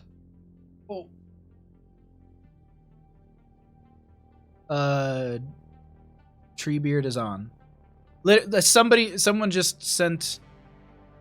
Oh, are they trying to figure out? Sorry. Okay, I'm seeing. Because OSD is currently using a sub. All right. Oh, they went. All right, we're good to go. Let's go.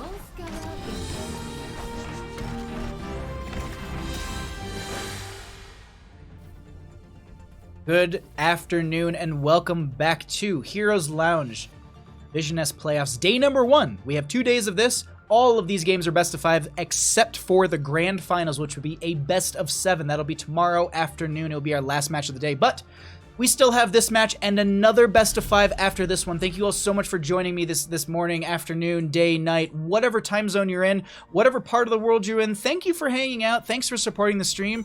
And just thanks for being here. And by the way, Bandit says hi to you too. Mean Fox. Oh yeah, it's good. You know, aside from missing Div S playoffs, do you care to like? Can I ask why? I don't want to like. Yeah, I don't want. Like you don't have to say if you want to or if you legally. I don't know. Like, I have to go to my bros and play. Currently waiting to leave. Oh, okay. Sorry, you're just responding to someone. Never mind. But either way, thank you all for being here. Treebeard, I hope everything's okay. I really do. I hope it's all good. Triforce, hey, thanks for coming by. Alrighty, so we are in game number 3, and you're probably wondering why we're on game number 3 and how we got to game 3. I got you. The home team is going to be OSD. They won the coin, or they lost the coin flip, so that means that Celeb Gaming gets first pick priority in game number 1. They banned out Towers of Doom. Tomb of the Spider Queen was banned out by Order of the Sleeping Dragon, and Dragonshire was their first map chosen and won by them. First pick was chosen by Celeb Gaming for that game number 2, and map was chosen by OSD once again. Cursed Hollow was that choice, and they lost it. That means that there's map pick or first pick priority for OSD in game number 3. They went for first pick, and so Celeb Gaming has chosen to take us to Volskaya Foundry. We are just now ending our bans. We have an Anubarak, Zeratul banned on the left-hand side, a Joanna and a Abathur banned out on the right. Do we see the priority onto the Ana? Do we see the main Toother? The main Toother tank. So do we see Uther main tank in this match? Because this is actually a map where we often do see it quite a bit. Sylvanas is going to be picked up on this left-hand side. I like that. OSD going for the Sylvanas very early. She's got good push power, as well as the power that she brings to the table when she's buffing the camps with her Mercenary Queen at level 4. No good reason overslept. Ouch. Poopy. It's past midnight here. Oh my god, thank you for being here. Shinobi. I had to call shot. And hi Bandit, I love your sleepy face. He's so adorable. Gang's all here. Corgi Booty, San no Ichiban. Matt Prick, yeah. Whoopsie. How's it going, Phoenix? Thanks for coming by. 1-to-1? Did he just say Tars if Doom? Am I that freaky? No. It probably sounded like that. My words will just start meshing together, apparently. But let's actually focus in on our draft right here. So, Sylvanas Deckard on the left-hand side with the Maiev. So, a lot of good dive, a lot of good kill potential. Really focused in on that Deckard Kane for this best of 5 series for OSD. That is going to be the Blaze band out on the right-hand side, but we have a Jaina and an Ana on the right as well, so they could go into that main tank Uther. The question I have is, does OSD feel like that's a threat, and are they going to ban it out, or is there another tank that they need to prioritize? The other thing to note, too, is that Joanna being banned out by the members of Celeb Gaming. They do not want to let Shot back on that Joanna after game number 1. I mean, no joke, Shot was in Twitch chat saying, easy, sleepy time on Joanna, so ban it out. You ain't gonna get it. Raynor does round out the bans here from the side of OSD, and giving them some pepper is probably a good idea, and they just don't want to deal with that range and that consistent sustained damage. On top of the Jaina and the Ana, he's really, really powerful, and then you'd probably have any other stuns on as well. Moving on into our draft here, we are going to be seeing 2 more pickups in favor for the members of Celeb Gaming. They need a main tank, and they need also some solo lane, and they also need a little extra damage. So they're going to pick up the Imperius and the Garrosh. I really, really like that combo right there. Garrosh with the Warlord's Challenge, you're going to have Jaina be able to drop a Ring of Frost potential, or even just dumping the snow. The Water Elemental is just going to then be able to burn, into a lot of these players. I guess burn from a Water Elemental doesn't really work out, but, well, if the water's cold enough, it will burn your... If the...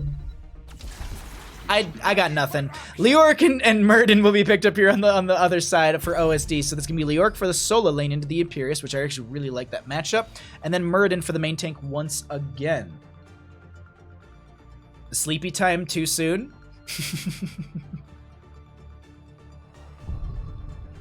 Aw. No joke, I could probably go back to bed already. I feel like your head is perfectly frictionless. The air just glides so effortlessly off of it. If you started running, it would actually enhance your speed, and or perhaps you would part water. There's something either way perfection. I need to copy that. Oh no, that's like, I need that, like, I wish that was just a copy pasta. It also could just be hot water. That's a good point, Amber Frag, thank you. Tychus does round out the draft for the members of Celeb Gaming. So I'm all like, I mean, we've got 4 best of 5s today. I'm gonna start falling apart towards the end, I'm not gonna lie. I also, like, I'm gonna be living off of snacks all day. Because I can't, I don't know about anyone else, but I can't, like, eat a gigantic meal and, like, cast and stream or anything like that. Like, I have to eat and then, like, wait an hour. It's like swimming. Like, I can't stream 20 minutes after eating.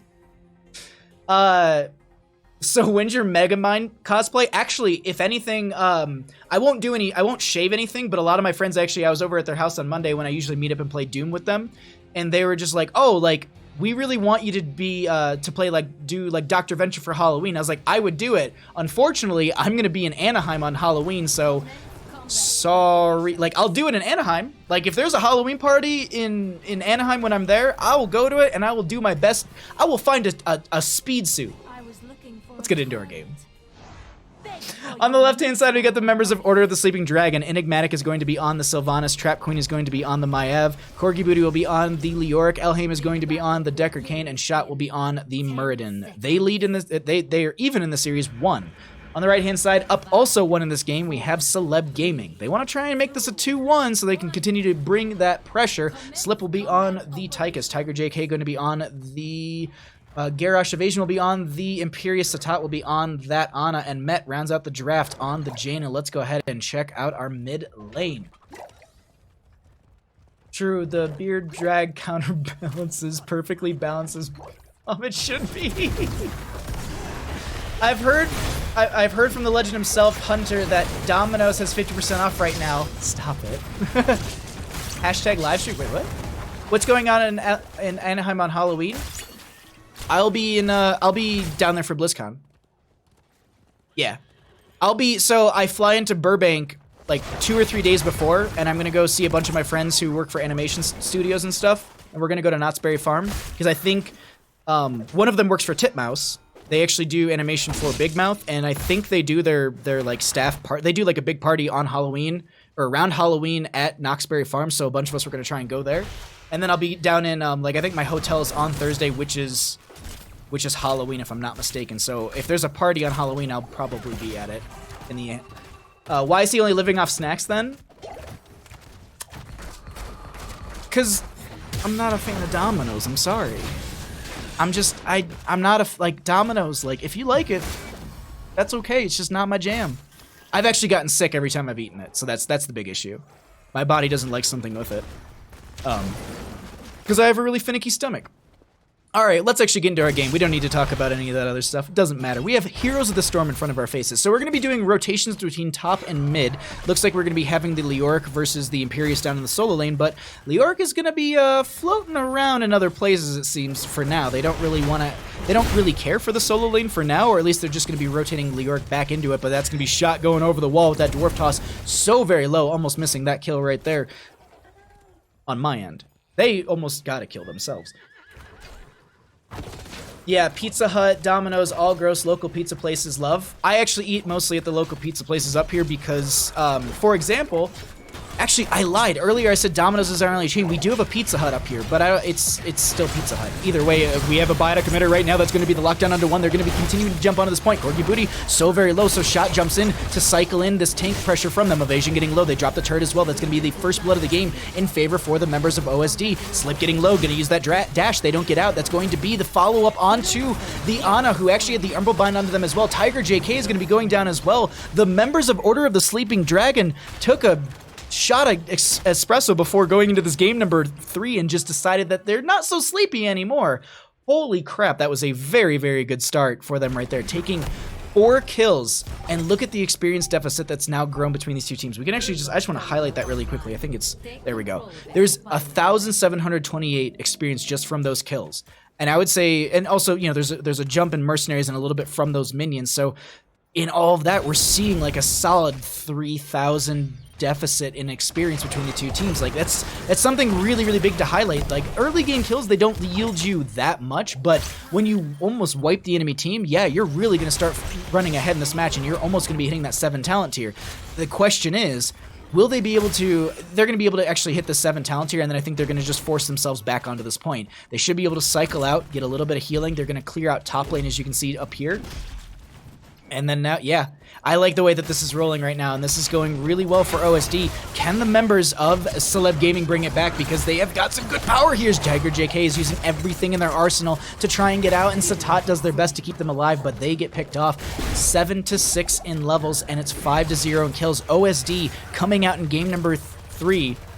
Yes, I can count. Game number 3, and just saying, we're not going to make this series easy at all. Like, I'll say this, like, game number 2, I was starting to think Celeb Gaming's got some good momentum. They're really starting to bring it back. Their team fights were looking strong. They had some great synergies and a lot of good communication coming out. This game number 3 seems like OSD has brought it more so to the table, as let's go ahead and sleep out on Murden. They're still getting channel too while it's happening. Contested is going to be coming out here. Let's see if they're going to be able to force them off the point. It's 7-7 in talent tiers. Maeva's going to have to rotate in through the top lane. I don't know if they already knew that she was up there, but Shot us these Dwarf Toss to get out. They are going to be stepping off the point, and they have to maybe even give this back over to the enemy team. Sleep Dart onto one, Track Queen thrown away. Vault of the Warden a little bit early. They get the blink. The Shadow of Vengeance out, and the blink as well. Corgi Booty starting to drain that health, but they're also going to be draining health of Corgi Booty. Slip going to be stepping forward. Biotic Emitter will be dropped as well. Turret's going to be out. And so this is something, this is at least for myself as well. So you can currently see, oh, hold on. This is going to be toss onto Trap Queen. Do they have a Spirit of Vengeance to get out? No. And then Tiger JK does go down. They have the channel back in their favor. So the one thing I want to know is you can see that the turret currently has like that little bit of a haze around it, that gold shimmer, and it's also increased in its size. That's because of the Mercenary Queen from Sylvanas. You can now see it's gone. I was wondering if the Biotic Emitter gets that value as well, and I was looking at it just a second ago. It doesn't. So if anyone was wondering, I know I always forget it, and if anyone was wondering in chat, Mercenary Queen does not buff the Biotic Emitter. Nor does Mercenary Queen buff the Triglav Protector. If anyone was wondering that one. Wait, they have Tiger on Garrosh? What the heck?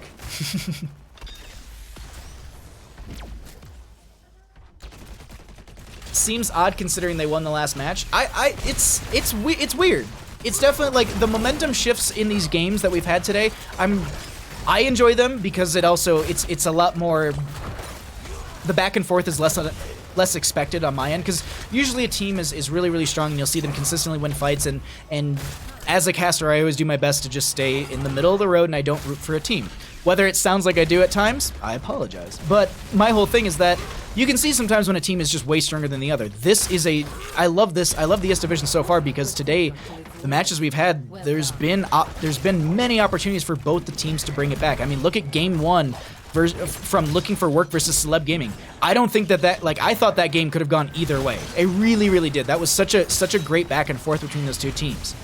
Game number 2 was a different story because they woke up, but then game 3 they brought it back once again and had a really good back and forth. Speaking of back and forth, this is going to be evasion thrown around. That's going to be the Lornado coming out. Nice use of the Celestial Charge to get over that wall, and hello from Leoric. March of the Black King. No Entomb coming out from them. As we already saw, there's the Lornado, and we also have the Murden with the Avatar form. 10 talent tier is going to be rounding just in a minute for the members of Celeb Gaming. We're going to see what they're going to be picking up. We'll also cycle through once again some of the other numbers and some of the other stats just to get an idea what those look like, because the heroics are going to be popping up over here, so we don't need to be able to see all the talents right now. Toss goes out onto Corgi Booty, but hey, they got a Wraith Walk. They're going to be out of there just fine. Shot going to get one interrupt here. Actually, no, not even an interrupt. Just going to be trying to slow them down, but this might have been a bad idea as they're going to be re-engaging, and no, that's actually turning out really good as that's going to be the Warden's Cage coming out, separating evasion from the friendly team. Shot very low, trying to make their way out. They don't have another Avatar form for the next 30-some seconds, but they actually run right into Slip, who then runs into Leoric, and then they find a Garrosh on top of it. 4 for none. I was going to say 1 because I swore that 1 went down, but no, Shot was the only one. He was just low consistently, and look at this. Look at the trait value coming out from Shot, going to be going ahead and just absolutely fine. Not a big deal whatsoever. Meanwhile, let's get the vision for Imperius. They can see actually Shot was in mid, and they know that there's quite a few sieging in through bottom lane. I like this pressure that they're bringing to the table. So a lot of teams, what I think they would do is they would rush into top lane and try and maybe go for the pressure in through there, so that way they can have control point be better in their favor. But if you go through bottom lane and you actually take down this fort, you're going to have periodic catapults. That's a catapult every 3rd wave that spawns. That means that you'll have periodic pressure in that solo lane, or in that bottom lane, so you can play control point B even slower. You're already seeing this happen in the mid lane right now, as that's the 3rd wave catapult that you're seeing. You can also get a bit of a passive experience gain through that fort going down, so it'll just bolster the members of OSD further along in this match. Speaking of bolstering further along, 13 to 11 when it comes to talent tiers. Banshee's going forward. Enigmatic, maybe? Okay, no, I was about to say, are you about to go and dive onto evasion? Not going to be the case. They leave one of these healing potions. That's going to be the lockdown still in the fort, but I don't think they have vision of the enemy team very well on the side of OSD. Yeah, they're missing quite a few on the minimap, so they're just going to step forward and go for this, but we ourselves know there's quite a few members around the siege camp right there, and are they continuing to push bot? No, okay. They're just taking an aggressive rotation. I was like, this is... Or wait, are they? Control point B opens up fairly soon, but it seems like Trap Queen's rotating down here. Look at the minimap. Leoric's coming in as well. Let's actually get the vision for the members of OSD. We just saw where the enemy team was for a second, so we kind of know that they might be aggressing onto them. And yeah, you can see Tiger JK and friends maybe even doing that. Sleep Dart goes out onto 1. They're going to back out. And Tyka's still in top lane. Not going to be jumping onto the point yet, but at least pushing out the wave much in their favor. Swapping tank and heals is crazy to me as the roles are played much. Yeah, I agree. I was a little surprised by it as well.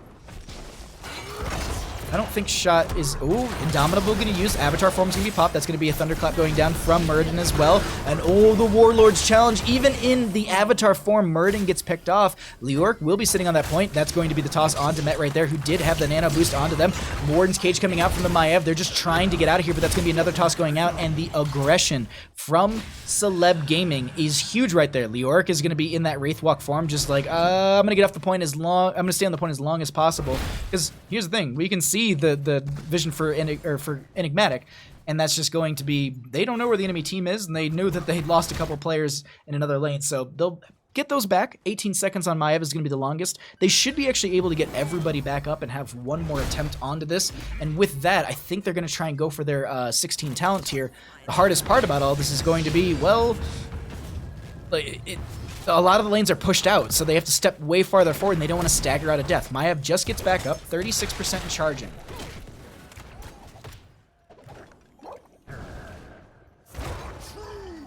Sorry, I chugged tea, and you know, like when it hits the back of your throat and it hits your uvula? Oh, makes me just want to cough. There we go. Murden's going to be the first one to go down in this engagement right now, as that's going to be the Lornado coming out as well. Biotic Emitter will be coming out from the members of Celeb Gaming. That's going to be Decker Kane trying to throw some stuns in the backline. It's going to be the toss onto Enigmatic, or excuse me, onto Maiev. There we go, Trap Queen. I was just like, I can't remember the name all of a sudden. Corgi Booty in a rough spot. They go down as well. And now, I got it. This is Celeb Gaming starting to bring it back. Did they figure out OSD here? In the sense that, like, all these fights are now just completely 180ing. I would say that the members of OSD have had pretty decent dominance in a lot of these engagements, and as this game has shifted, it's really, the power's gone over in favor for Celeb Gaming. They've also been up a talent tier, but I feel like they've been maybe just staggering out deaths before they can get their full team back and ready to go. My team won't let me Genji? Rude. Toxic. Now, niche situations I get, but full row swaps is too much for my brain. It's that 200 IQ stuff. Soon, Bandit. Soon. Lay down, bud. We're nearing 4 o'clock PDT, and that's the time of the day when he gets to eat. I just didn't want to say the word, and I was like, hold on, make sure I don't accidentally say it, because then he'll freak out and like run down the hallway and just sit next to his dish. It's adorable. This is going to be 16 to 15 in levels, and this is just going to be Maev with the Vault of the Warden right there. Leorc is just going to Wraith walk out. Look at this bottom lane prep, though, coming out from the members of Celeb Gaming. I like this right now. They're opening this up and potentially setting up for the bottom lane to be a little bit easier for themselves, as they don't have a fort to retreat to when it comes to this control point C. There is going to be a rotation coming out from the enemy team, and they might have called that out. Did they just leave? Okay. I didn't see the Triglav Predictor movie. I was like, did they just, like, get out of the Triglav? But then I saw Garrosh and Ana on the right-hand side. I was like, okay, we're good. They got people in it, but now they're going to rotate back in here. Look at the Spirit of Vengeance. There's going to be the Umbral Band onto Ana. That's going to be the Silence coming out as well. They get the friendly toss onto Satat. Warlord's Challenge goes out. That's going to be Lornado pushing a member around, but that's Ana going down. Spirit of Vengeance forward. They want to get Tiger JK. That's going to be another toss coming out. Vault of the Warden once again. That's going to be the Warden's Cage catching 3 members. Maev ends up going down. Tychus with the Commandeer Odin. That's going to be oh my god, the Sylvanas getting that, and Decker Kane helping out with that kill. Tychus going down in the Commandeer Odin as well. That's a huge pickup for the members of OSD, as it's 1 to 3 kills in their favor. Celeb Gaming, though, they can still bring it back. Like, I don't think this is... It was a very good fight for OSD, but I think Celeb Gaming has got a lot of good power and a lot of prowess in this matchup. And I don't think this is going to be like a control point. I don't think control point C will be the end of our game. I think it's going to be another control point A, which would be, I think so far for all the Volskaya Foundry games we've had, we've gone to a control point A, if I'm not mistaken. We let you zag, though. Best day of my life.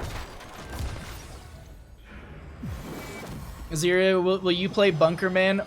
And you will play Bunkerman and you will like it. Oh, okay.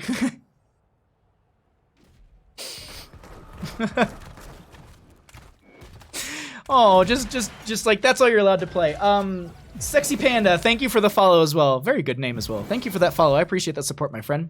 I'm glad you're enjoying the stream. Alrighty, Jaina has got a little push pressure up here, so they're going to back off of that one. We do also have 20 talent here rounding the corner soon for the members of OSD, but it hasn't seemed like their talent tier advantage has yielded them much in the later half of the game. It's actually...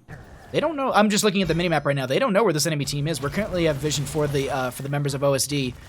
As Shot does not want to get caught out and stagger out of death in any way, shape, or form, because we're getting into that late game. The death timers are extremely long now. I think we're nearing the 50-60 second marker when it comes to that, and they're just playing this slower. They want to take a fight on the side of Celeb Gaming before they hit 20 on the side of OSD, and they're forcing it in this bottom lane. Celestial Charge was actually stalled out right there. Look at everything being used on Shot right there. Everything was, like, not everything, but it's still just, they just pushed all of the R buttons, all of the damage buttons, and just were like, Shot. That's where, they even managed to get Avatar form off, but that wasn't enough. They ended up dropping the Biotic Emitter. That will be the Indomitable use. Elhaim is going to get low here. They're going to make their way out. Unfortunately, actually not completely, and the old man is going to get picked off. Sorry. It's just, in the back of my mind, I thought of, there's like that one SpongeBob quote thing where it's we'll show you, old man, I think it is. I can't remember, like, where they're just beating up an old man. I don't know why, but, like, that just popped in my head as they were just beating up Deckard Cain. I was like, poor Deckard. But this is a smart move from OSD. They know that they really can't re-engage onto this until they get Shot and Elhaim back, so they'll just get the top lane fort, add some pressure. Garrosh will sit on this point. Actually, Tiger JK. Tiger JK. Okay. I was like, you have no charge going on, buddy. Maybe they ordered a pizza. Team. Mura dives when minigun is up. That's a rough spot. Only 2 forts have fallen at level 20. Long run game. Here's Tara's, though. Like, I feel like this is exactly where we were in the previous matches. Like, a lot of the games came down to, like, control point A, you know, round number 2. They're actually on the point in favor for the members of OSD. Let's actually get the vision for the members of Celeb Gaming and see what they're seeing right now and see how they're going to be pressuring this up. And, well, they only know Leorc's down there. There's going to be Enigmatic and friends going to be jumping through. Tiger JK will pop Indomitable, throws one member away, says, we don't want the engagement because, well, they don't have 20s just yet.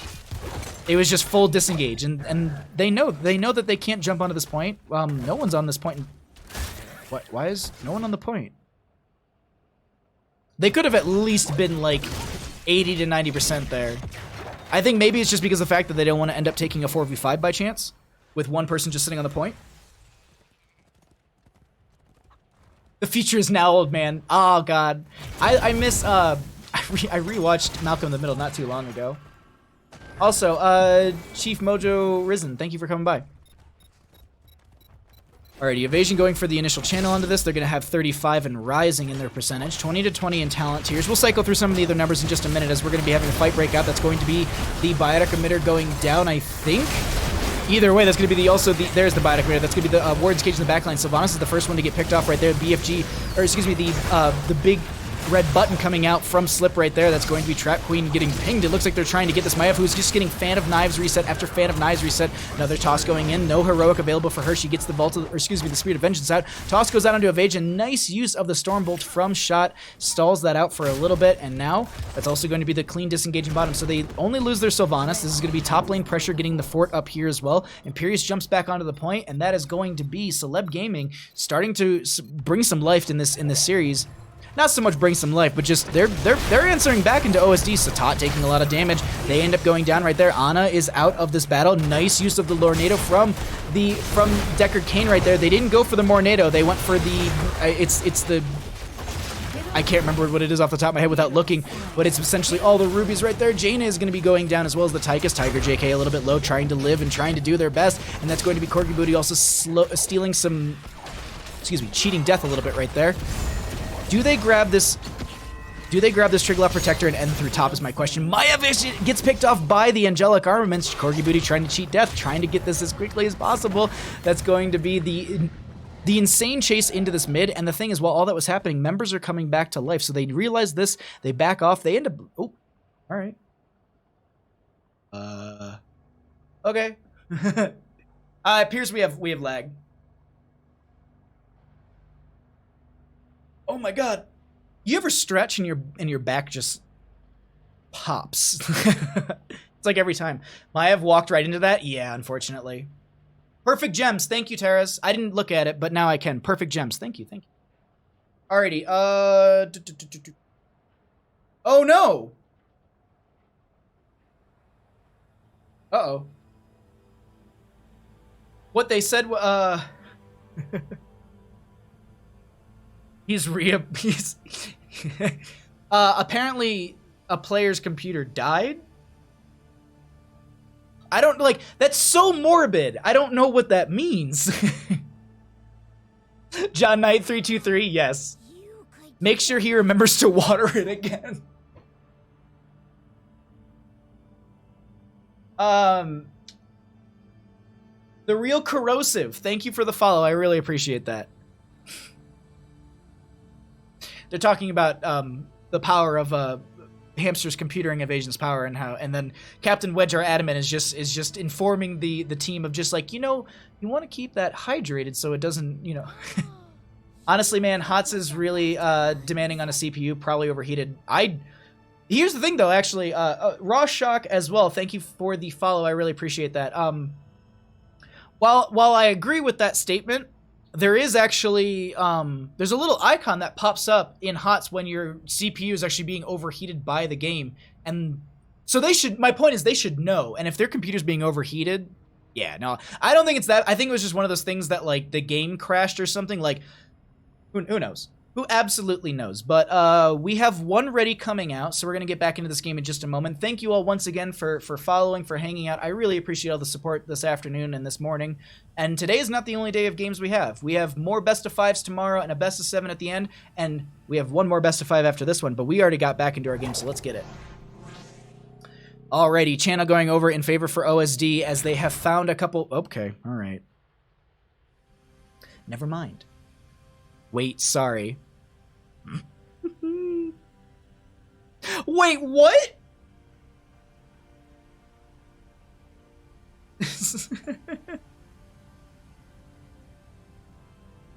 Oh, that's full 3-2-3 right there. When you pause, then unpause, then pause again. Here's the Storm is hella unoptimized. Oh, I agree, John Knight. I agree.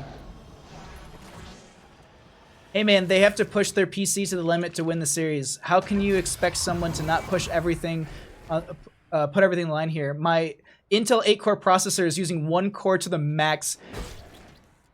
Is the ultimate gaming experience. CPU demand from this game is insane. Imagine having HOTS overheat your CPU. Yeah.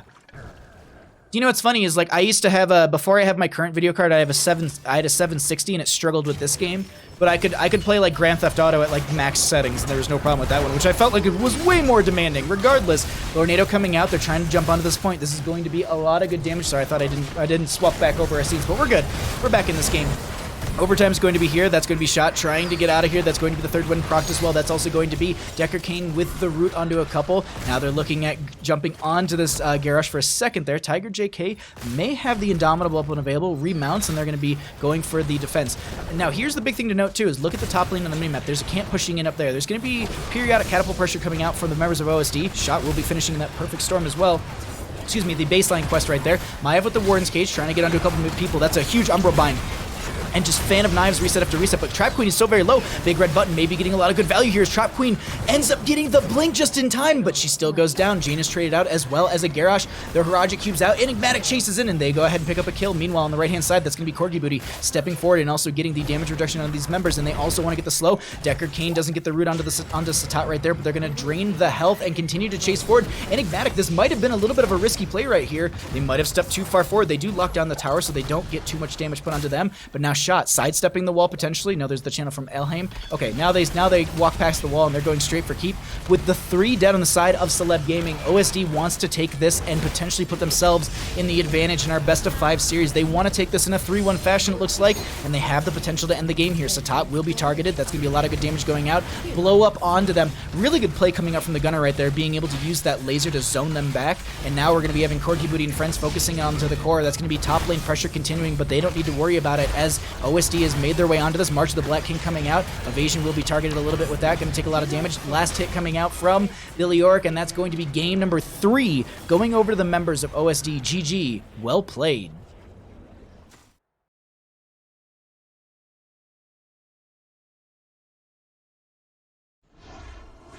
There have been some recent tests with the Ryzen 3900X and the i9. Wait, which one was superior in game? The recent test. Oh no, you said okay. So they tested the 3900X and the i9 was still superior. Okay. Well, I'll say this, like in my opinion. So here's my breakdown when it comes to CPUs. You can enjoy whatever you want. You can spend the money on whatever you want. Me personally, I like AMD because of the fact that they have multi-threading. I like the fact that I can run multiple programs and it can handle that very good. And it's good for that aspect. Intel, on the other hand, if I was just playing, like if I didn't cast, I would rather probably have an Intel because I think the Intel would be able to power my game a lot better than all the other applications that I'm running at the same time. If I was just streaming and I was just a player, I would have OBS, probably like Chrome open, maybe not even at this point because you have all that stuff in OBS, and my game, like that's it. But now when I'm actually casting, like I have Discord, I have stream labels, I have my dashboard, I have my OBS, I have my game, I have background stuff, I have alerts, I have my, yeah, it's all of these background things that I think that's the thing that I like about it the most. And the other factor too is I also do a lot of like video editing and encoding and Photoshop and stuff like that. And I feel like that's really where AMD strives in. But either, like, it's really up to you what you want to spend your money on. You can spend it on whatever you want and you're going to get great results across the board. That's my whole rant on it. That's my whole rant. Again, not HOT's fault, but they're still condemned by that engine. Yeah, a little bit. Whew. Alrighty. Let's go back to this. Let's update the scores. And I think I have enough water for our next game. I'll have to, if we go into game 5, then I'll have to go get another glass of water. But I think I should have enough where we can just roll into this. Okay, so we already know what they would like. Let me update my background tools. and we'll get going.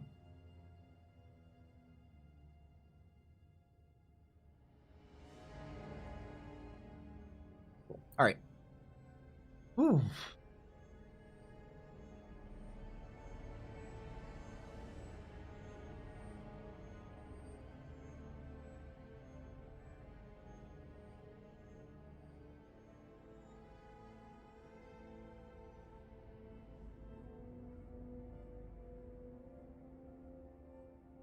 I'm just letting our admin know that after this best of 5, I need a 10-minute break because I need to feed Bandit.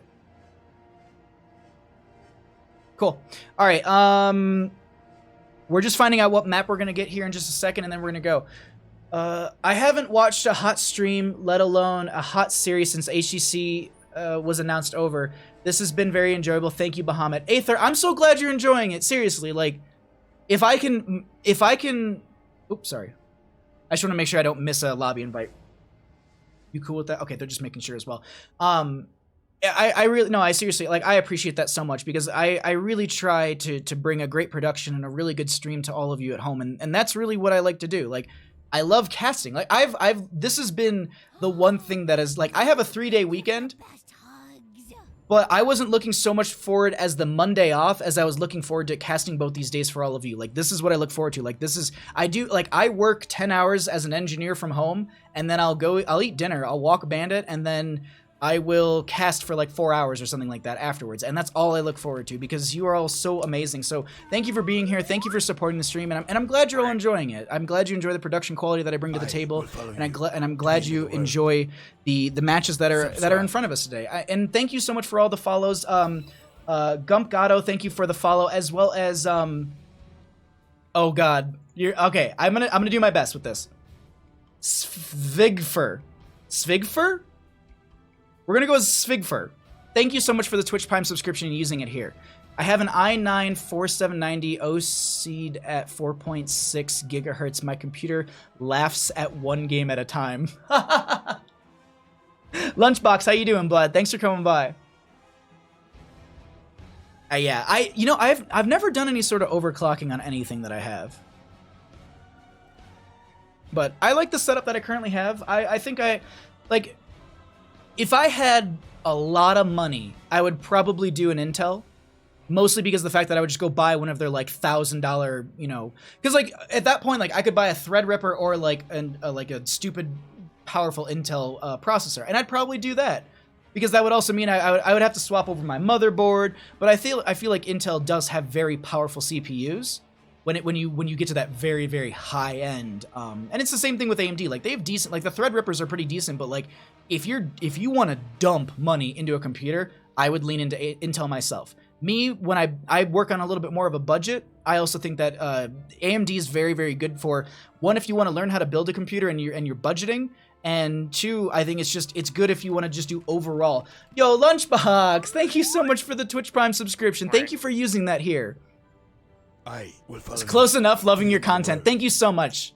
Do you have something that you'd like me to call you instead of Svigsfer? Twitch Prime, by the way. Thank you so much. Let me let these teams know that I am ready to go. Alrighty, and then let me update one last thing on my end. Right? It was this? Yeah. Game number 4s are over here. Nope. 1, 2. I always mess up this tool all the time.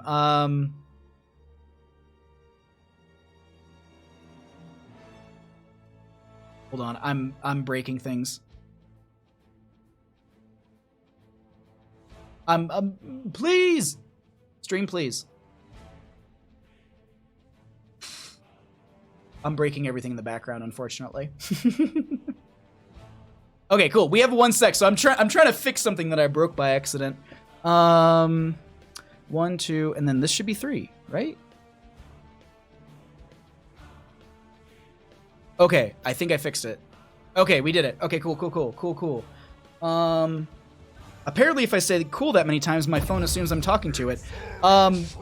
We got ourselves a game. I just want to fix one thing really quickly. I apologize about this. Alrighty, cool. We're all set to go. Let's jump into it.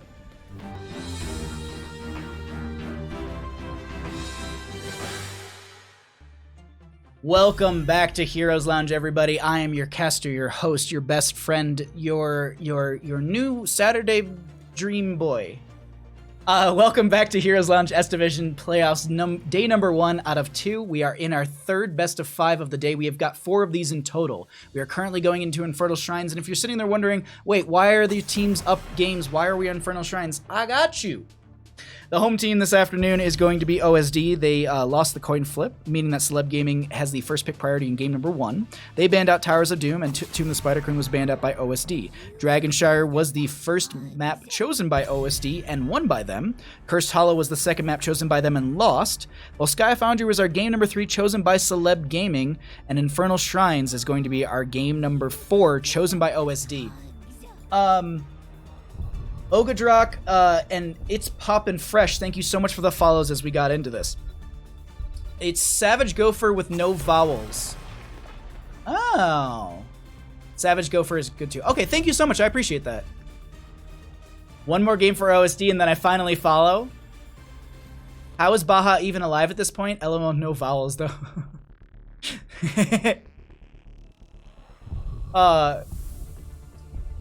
Hold on. Okay, cool. I just want to make sure I didn't... Production value. Thank you, Treebeard. Thank you, thank you. Also, yeah, enjoy your finger guns and your asmopogs and all of that good stuff. How am I still alive? We've been live for 6 hours and 7 minutes, so we're good. This is a Saturday. No, it's good. Like having you all here talking and cheering. That's really like. So this is the 4th best of 5 or what? This is the 3rd best of 5. We still have a 4th after this. So we have the Sylvanas and the Maiev going to be banned out on the side of OSD. Joanna and the Ana will be banned out on the right-hand side. Anubrak will be picked up on the right as their first pick, so a lot of good dive with that, a lot of good setup. They're going to try and lock someone down with that web rat potential. Chat.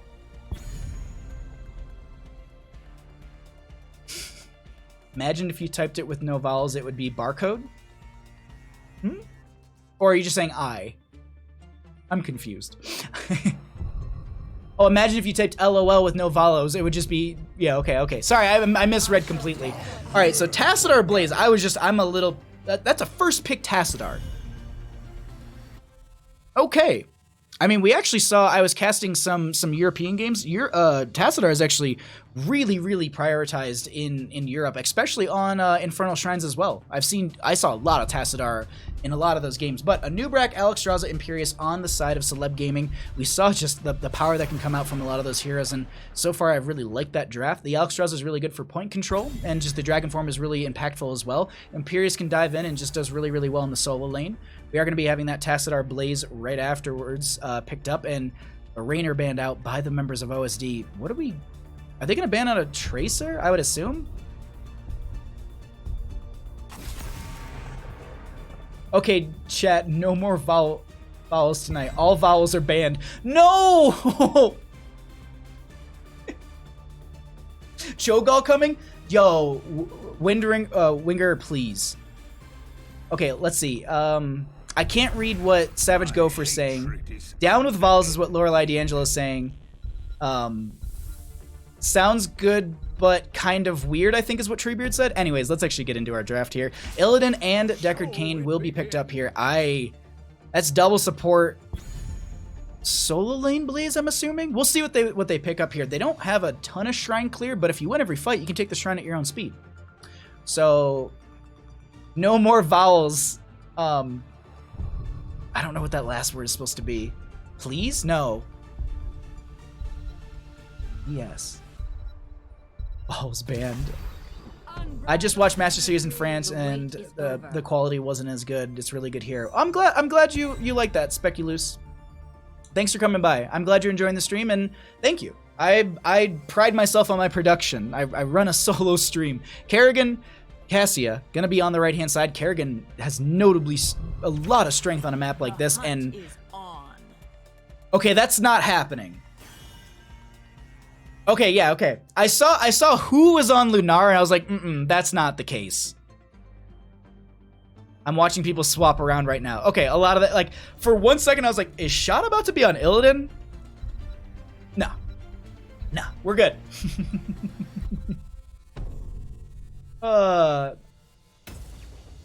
Seems to be my own screen to play. Boys? Oh, no more vols, boys. Ah, thank you, thank you. Alrighty, well, we're currently loading into our game number 4. So, for anyone at home who's wondering if I was a little unclear, because I probably was, we are currently in our 3rd best of 5 of today. So we have this best of 5, so we could potentially have 2 more games within this series. Or OSD can take it home and knock Celeb Gaming out of the Division S playoffs. I also want to note this, and I didn't hit on this at all. Whoever wins this best of 5 series is going to progress back into the main bracket, and the loser is going to be going home with a percentage of the prize pool. I don't know specifically, but you can go ahead and hit !info and it'll give you the information. And while you do that, let's get into the game. On the left-hand side, we got the members of Order of the Sleeping Dragon. Shot is going to be on the Blaze. Corgi Booty going to be on the battle begins in Illidan, it looks like. Trap Queen will be on the Tassadar. Elhaim's going to be on that Deckard, and Enigmatic reprising their favorite role on Lunara. On the right-hand side, trying to bring it back to a Game 5, we've got the members of Celeb Gaming. Can they bring it back here in this game number 4? Evasion on the Imperious Tiger JK, going to be on the Alexstrasza. Satat on the Anubarak. Met going to be on that Cassian Slip, going to be on the Kerrigan. Let's go ahead and dive into our mid lane, as this is where all the fun's going to be for now. We'll jump into the top lane as much as we can. Unending Hatred for the Illidan at level 1. Going to be going and stacking that up. Oh, nice combo. Going to be going on to shot right there. Blaze going to be taking a lot of damage. Follow-up CC. Look at this chain CC coming out from the members of Celeb Gaming. They are like, no, there is no way. We're just going to give you an easy start to this matchup here, as Met has gone ahead and found themselves a kill. Actually, it's going to be Imperious finding the kill right there. First blood of the game going out on to the members of, or going in favor for the members of Celeb Gaming. OSD just falling a little behind in that right, but the big thing is also picking off the Illidan means that there's not going to be any sort of way they can sit there and pick up a lot of those stacks on the Unending Hatred at level 1, but oh my god, this blow-up combo so far coming out from Celeb Gaming is devastating. You can see Elhaim has to hearth back completely at this point. Moving into our top lane, Corgi Booty is going to be jumping up here to help out the friendly player, and it looks like an Evasion might be able to make their way out of there, and that is a close one. We are going to see the vision for the members of the of Celeb Gaming, and they can count quite a few members on the map right now. They might assume that there's a few on the camp over there, and it's going to be the exact same thing. I like Lunara using the Wisp right here. You can see how much vision that's going to be providing for the friendly team, because they went into Sentinel at level 1. That Sentinel, I think it's like 200% reveal after 5 seconds, and we were seeing on Cursed Hollow how much value that got. You can see half of the rotation here. Typically, you see a lot of tanks anchoring, and actually look at that. You can see that they know Anubarak's there, they know Meta's there, and so they can play this a little bit safer. They're not going to be able to get caught by that combo. Look at Shot doing all this weaving right now. They're going to walk into this tight corridor. It's going to be an easy out for them, but there was a little bit of a risk there for a second. Elhaim throws out a potion. Looks like Shot's going to be getting targeted by that, and they are going to be showing to that Beetle right there that they're going to be hearthing. So the enemy team knows that there's no Blaze in this bottom lane potentially, and they're going to be able to push this up. They won't go for it. They actually have left Corgi Booty in the top lane to go into the Imperious. GGK Fox, thank you so much for the follow as well. I appreciate that, my friend. Why is it volleless chat, please? I don't know what you're saying. Actually, I can figure out most of it. Let's go Celeb Gaming from Lorelei D'Angelo. They won at game number 5. I have no idea what Lunchbox said. Oh, maybe is it I don't know. Skilladin? But okay. I'm confused. We do have our shrine popping up in the top lane. There's a fight going over here, and that's going to be Illidan getting picked off. And that is also going to be Shrine Prowess in favor for the members of Celeb Gaming. They've got a lot of good pressure coming out through the top lane. There is going to be this Impaler camp pushing into bottom, and they've opened this up quite effectively. Looks like the members of OSD are okay with giving over a little bit of this top lane, and that's also because they had their Illidan getting picked off. But opening up bottom lane is going to be a good power spike for them in that, right? Okay, this camp might... No, it's not going to. The other thing to know is if anyone didn't know this, it turns out when they said that they buffed the Impaler camp, they actually debuffed it.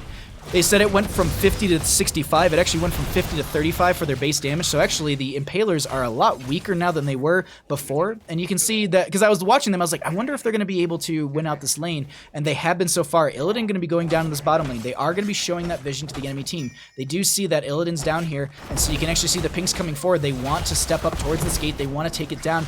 That way that there's no jump available, that jump pole available, and the friendly team can step forward. But Enigmatic dropping a lot of poison on Satad as they're just stepping up into this front gate. Arcane Punisher will be picked up here on the right-hand side, and that will be the first one of the game coming in through this top lane. Jump goes over to Shot, combo coming out from Kerrigan. The chain CC is going to be there. Can Shot make it out alive? Pyromania was used. That's going to be a nice jump propulsion onto a couple. Mech going to be very low. That's going to be the healing circle going out as well, and they live for now. Tassadar with the Psionic Storm forcing them back a little bit right there. Trap Queen and friends need to get out. That's going to be Decker Kane with a root onto a couple, and Shot in a bit of a bad spot. They get picked off. Meanwhile, Illidan in mid lane is going to be battling out onto that Imperious while this Punisher is still pushing up in the top. And, the Tiger JK will be dropping out of the Dragon form right there, and that Dragon Queen, so very strong, we saw right there, just able to knock down another player. And the chain CC consistently coming out from the members of Celeb Gaming has been something that is really, really difficult for OSD to deal with so far in this game. 0 to 3 in kills. They've kept the experience extremely close together, but the question I have is, when does it start to run away for either team? Because I feel like we're not too far off from the members of Celeb Gaming getting a really big power spike experience spike through some of these later game kills, because they've consistently picked off the enemy team. If they can keep doing that, they'll just keep going. Skillidan, nickname for Illidan. Oh, I got you. Okay. Oh, you guys are so much fun. Thank you. I feel like this Illidan was a BM pick. Really? I gotta say though, Corgi Booty is really working through that unending hatred at level 1. I think the last time I looked, they were at like 12 out of the... Is it 25 stacks? I'm trying to remember off the top of my head. We'll see after a couple of these cycles through the information right now. And this is also just going to be the bottom lane Siege or Impaler camp will be picked up by Celeb Gaming. A Wisp comes down here a little bit too late. They'll just scout that out at the last second, and they know that they at least have to just go for the clear here. Top lane is going to be Corgi Booty versus Evasion, and still just going back and forth in this top lane. Funny enough, Illidan's the one with Evasion here. We have a fight in bottom lane. Let's watch this as they found their power spike as I was... Okay. I jump down here and I see 2 stacks of Leaping Strikes just being pulled out from Enigmatic and just like, alright, we want some kills in our favor now. And maybe that was the power spike where we're going to be seeing these two teams start to separate. And I think it's going to come down to the actual major team fight. Like, yes, a single target pick is wonderful, but the chain CC that's been coming out from Celeb Gaming, does the 10 talent tier change any of that? Carpe Files, thank you so much for the 100 bits, my friend. I have pizza thanks to the dinner idea. Oh, I want pizza so bad right now. As I've said, like, I think like 30 times probably. Not even that many. But I bought bratwurst yesterday when I went down to, like, when I went to the butcher, because I was like, I'll get some hamburgers and I'll get some bratwurst and I'll have the bratwurst after I cast on Saturday. And now, like, I'm just like, I want to go and get like $100 worth of food and just eat it all and just wake up tomorrow and cast more games.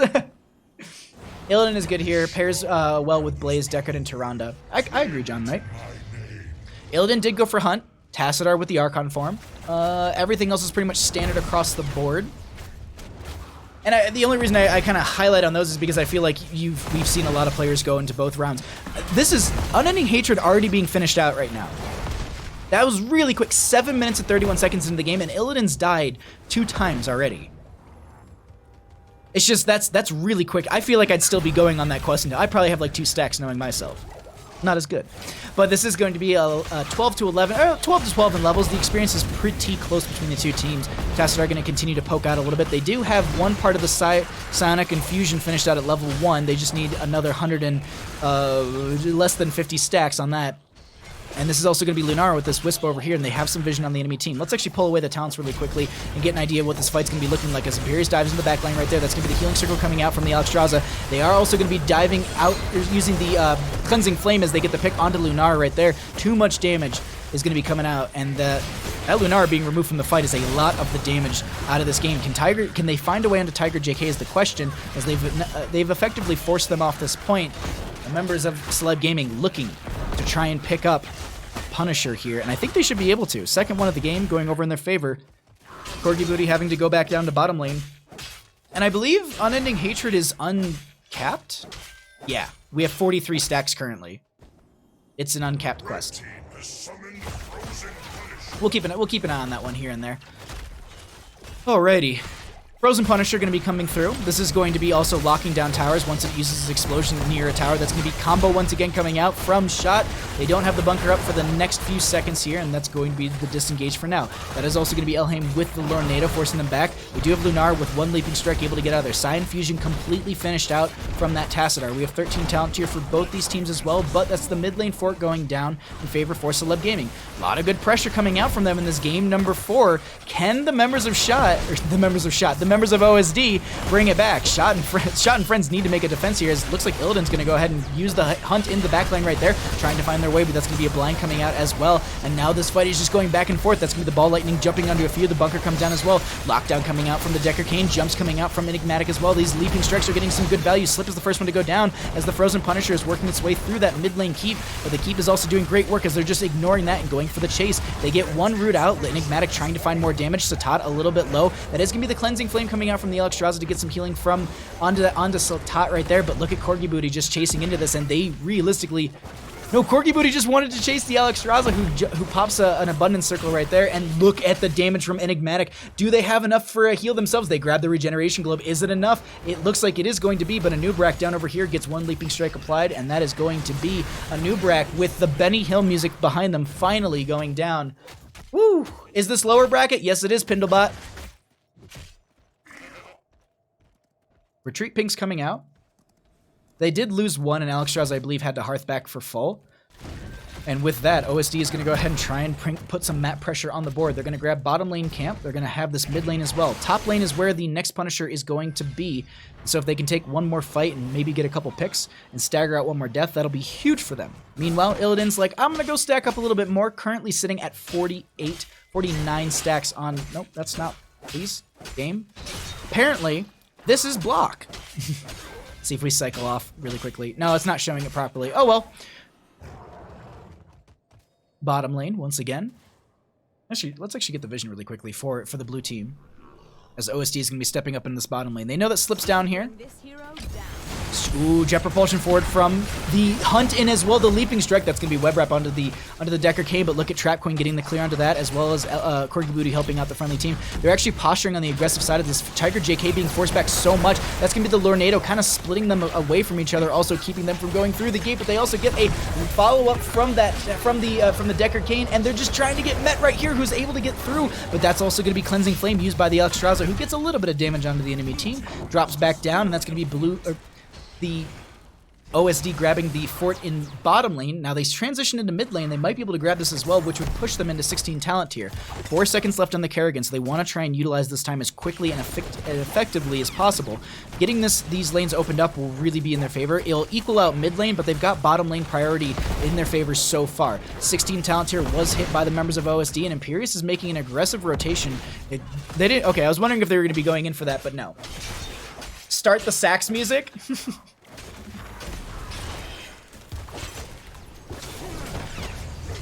Alrighty, Shrine going to be popping up here in the top lane. Trap Queen and Friends is going to be picking up this Bruiser camp for top.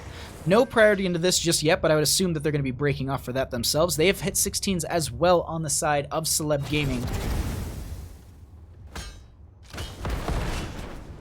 And they should... Yeah, this is going to be easy pickup, but the posturing is so far going to be in favor for the members of OSD. That's the big thing too, and I like this double size storm going to be coming out from Tassadar just to clear this up a little bit and also open up the lane, allow them to chase a little bit further.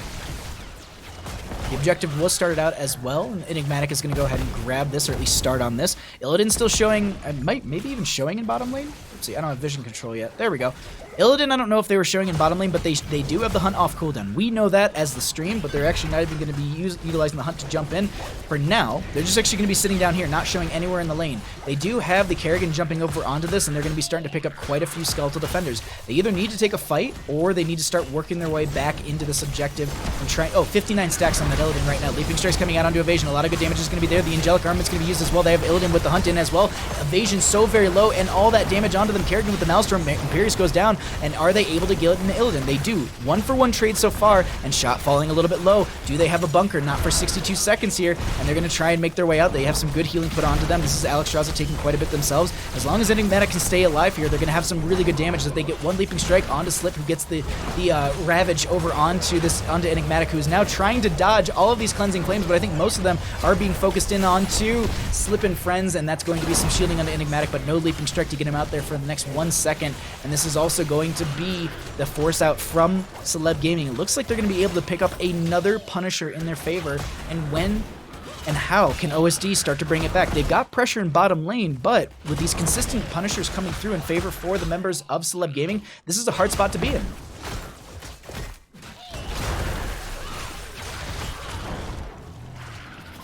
Late Dragon, that hunt was super telegraphed. They spent a lot of time trying to kill the Imperius, and I think that was where the rough part came from. While the Imperius was low, the healing from Alexstrasza was really, really good, as well as the Angelic Armaments was enough to keep them alive from the auto attack damage coming in. Shot gonna have the Pacify thrown onto them, a lot of good damage coming out, no bunker up for the next 63 seconds.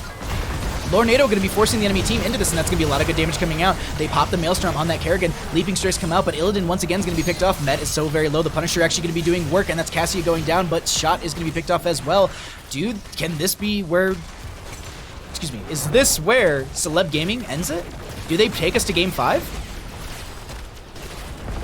I think so.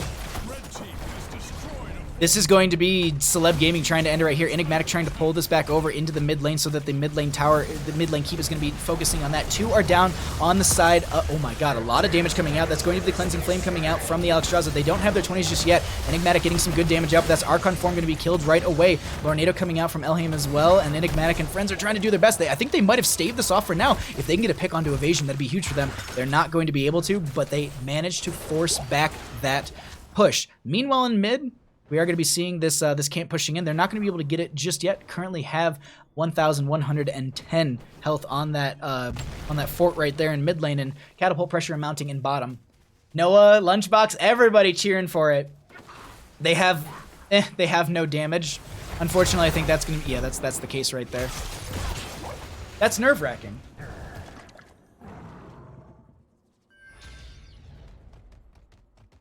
Oof. All right, let's cycle through some of the other numbers right now, and we'll check out the 20 talent tier in just a moment. The Tassadar is going to be coming back in just 2 seconds. Lornado for the disengage. They're trying to jump onto Shot, who does use the Pyromania there, which gives them the cleanse, the unstoppable for a second. They were just waiting for that. Pacify coming out as well. Just itty bitty little shot right there. But we do have that Tassadar back up. No 20 talent tier, so they're just turtling up on the side of OSD, waiting for the waves to come crashing into them so they can just pick up this experience. They want to try and force this on the side of Celeb Gaming. If they can find a pick or two, they can definitely step up and end the game. Shot going to be targeted. Bunkers up and available if they can drop it.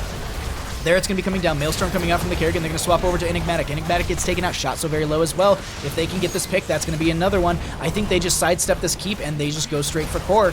Regardless, they're actually going to take the core, or the keep itself, and now step up. Still, we have like 50-some seconds on a lot of these heroes, so it's not going to be... they're going to have time to definitely take down that keep, but a lot of members getting locked down right there. Corgi Booty taking a decent amount of damage. This is Illidan doing their best to live in all this damage. Unfortunately, they're not going to be able to, as that will be too much going out into them. Trap Queen is going to be forced back here as well. The GGs are actually being thrown out, and this looks like it's going to be game number 4, going over to the members of Celeb Gaming. Ladies and gentlemen, we go to game 5.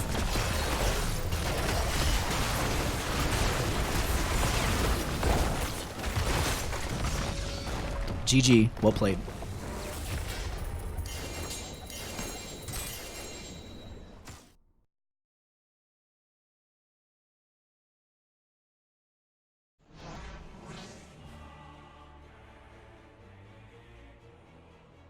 That Tassadar flew too close to the sun. Oh my god. They did dongle that Tassadar though.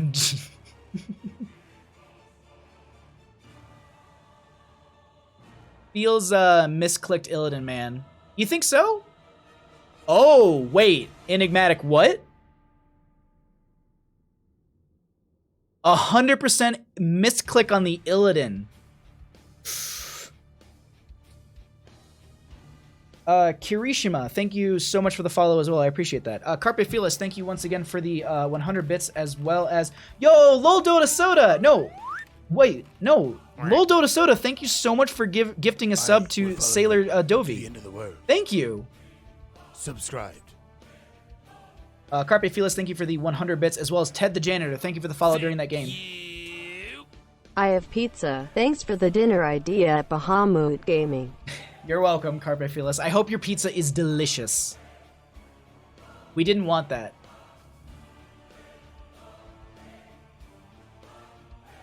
Honestly, that game was super slop. Whichever team adjusts the best game 5 wins. Okay.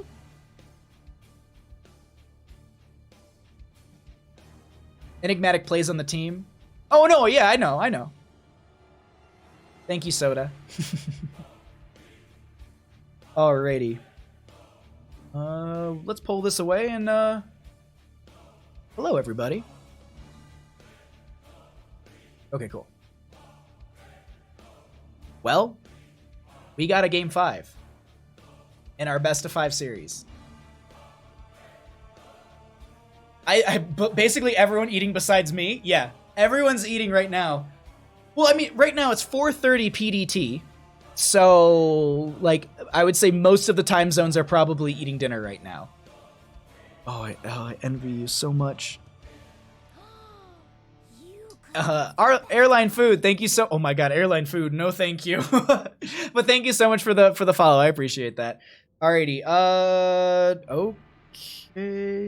Alright, so they want that. And then what are we going to for our game 5? Whew. I gotta get that second cup of tea out of the fridge. But we'll do it. Time to pull out your big speech. What? My big speech? No, Bandit's doing draft. Bandit's currently giving us all the breakdown of that last game. I actually flew to Japan not too long ago and the food was okay. Well, I'll say this, like, not Europe Central. Oh, that's true. Because what? Let's see. In England, it's plus 8 hours from me, I think. So that puts it at midnight? No, that's not right. I can't math. No, it'd be like 12:22 Sunday in England. And then you add an hour after that. So I think the time zone changes again in France, if I'm not mistaken, and it's plus 9. And then I think Romania, I remember being isn't Romania plus 10 from PDT or something like that? Can't remember. Japan Airlines and Korean Air have the best airplane food, hands down. I'll say this: I've been on. My favorite was Lufthansa when I was traveling through Europe a lot. Lufthansa was my favorite airline to fly on because it was just really, really good service, and I think they had free beer and it was decent beer as well. I've flown on Ta Roma, I think it is the Romanian airline, and that one has they have free beer as well, but they only have the free beer I think is Usus, which is I think it translates to bear beer, or it's King Bear. I can't remember. I know Usus is there's bear in there, but I have a mug of it as well somewhere in my kitchen, and it's got a little bear and it has a crown on it, but that's the Budweiser of Romania.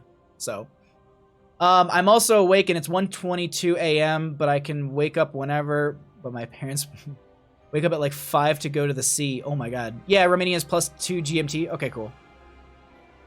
Alrighty, we just have a one moment for our next map. But yeah. Alrighty, so while we have this time really quickly, I just wanted to let you all know what the schedule is going to be looking like. Hi from Estonia. Hello. Welcome from Estonia. Thanks for coming by. Good beers, good life. Oh my god, you have no idea. When I finish the stream, I'm going to go sit out.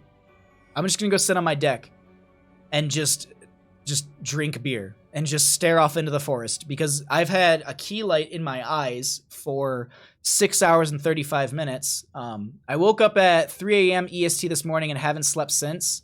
Too many HOTS tournaments today. Yeah. So really quickly, just so you all know, so we're gonna be doing this game 5, and we're already kind of behind schedule in a sense. So I've already asked the admin and everything. Like, I need to feed Bandit. So after this game, we're going to be going into a short 10-minute break. I'm going to set up all the stuff.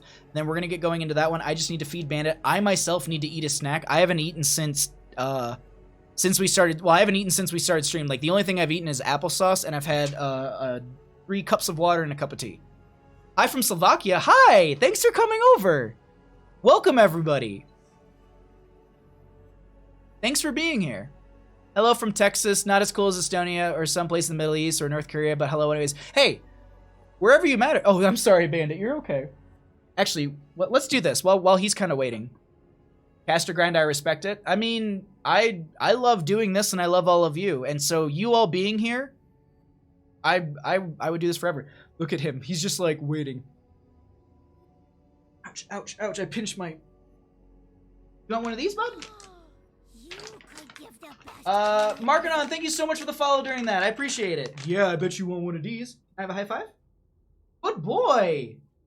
Yes, you're the best boy. I know. Today is a very long day. It's okay. We're almost done streaming. Then we're gonna go play. Oh, Harry, thank you. My good boy. Yes, you are a very good boy. Alrighty. You casters are nuts with these long casts. Well, I don't know. I've been doing this for almost 2 years at this point, and so like this for me is just like I can handle this fine. Like this isn't that big of a deal. I know like when I'm done with this, I'm going to be very tired, but it's I don't know how to explain it. Like it's not pride as in like I feel it's pride. Yeah, I would say, but not like in a jerky way. I don't know how to explain it. Such a good bearded baby. He is such a good boy. He's so good.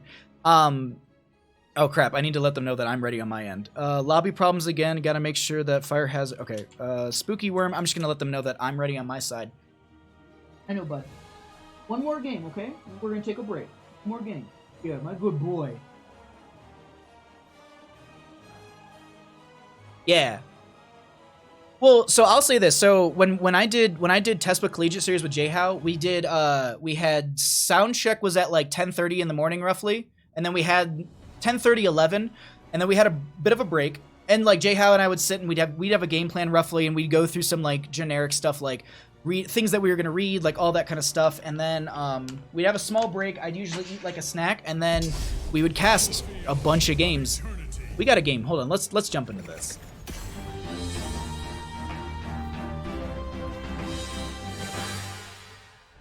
Welcome back to day number 1 of the Heroes Lounge S Division playoffs. I'm your caster Bahamut, your host, your best friend, your second goodest boy on stream, because goodest boy is laying down right over there. That's the bestest boy. Doggo sitting quietly, such a good boy. No, he's the best. I love him to death. But we are in our game number 5 in our best of 5 series, in our third of 3 best of 5 series of the day. So we are going to have one more after this. Stay tuned. We got a lot of good games coming at your face. Thank you all for being here. Thank you all for supporting, and thank you for cheering on such amazing teams. We are going to be going to Battlefield of Eternity, and if you're sitting at home wondering why we're on Battlefield of Eternity, let me go ahead and update all the background stuff because I forgot to do that.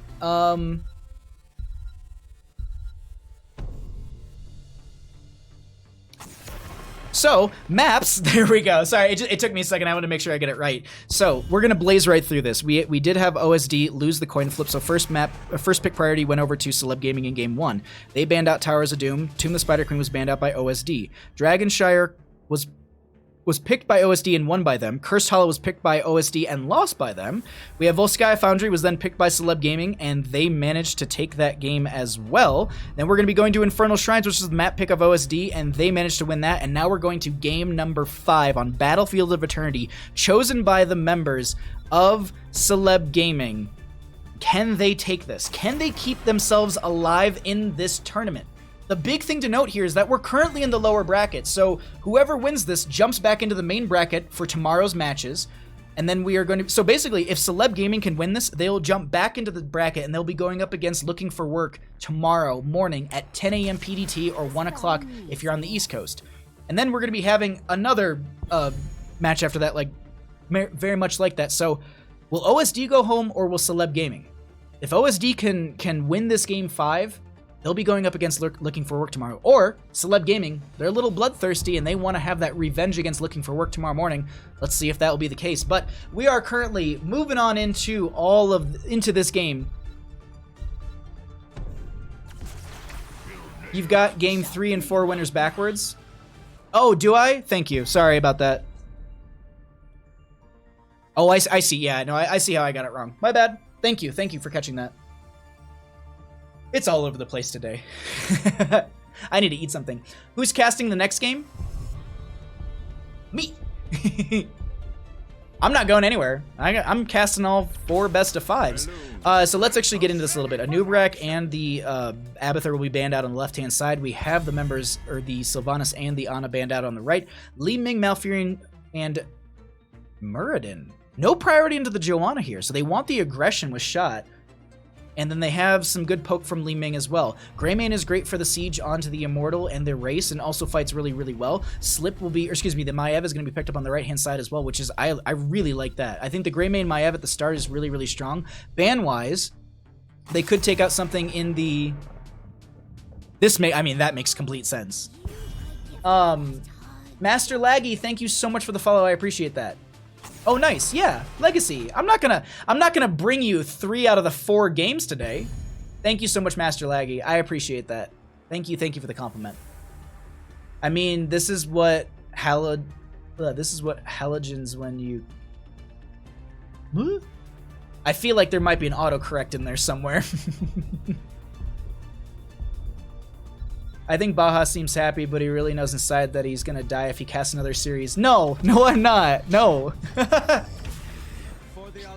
No, realistically, like, it's absolutely fine. The last day of Tespa Collegiate Series was like a 12-hour broadcast. It was 5 best of 5s. That was the most tired I've ever been after casting.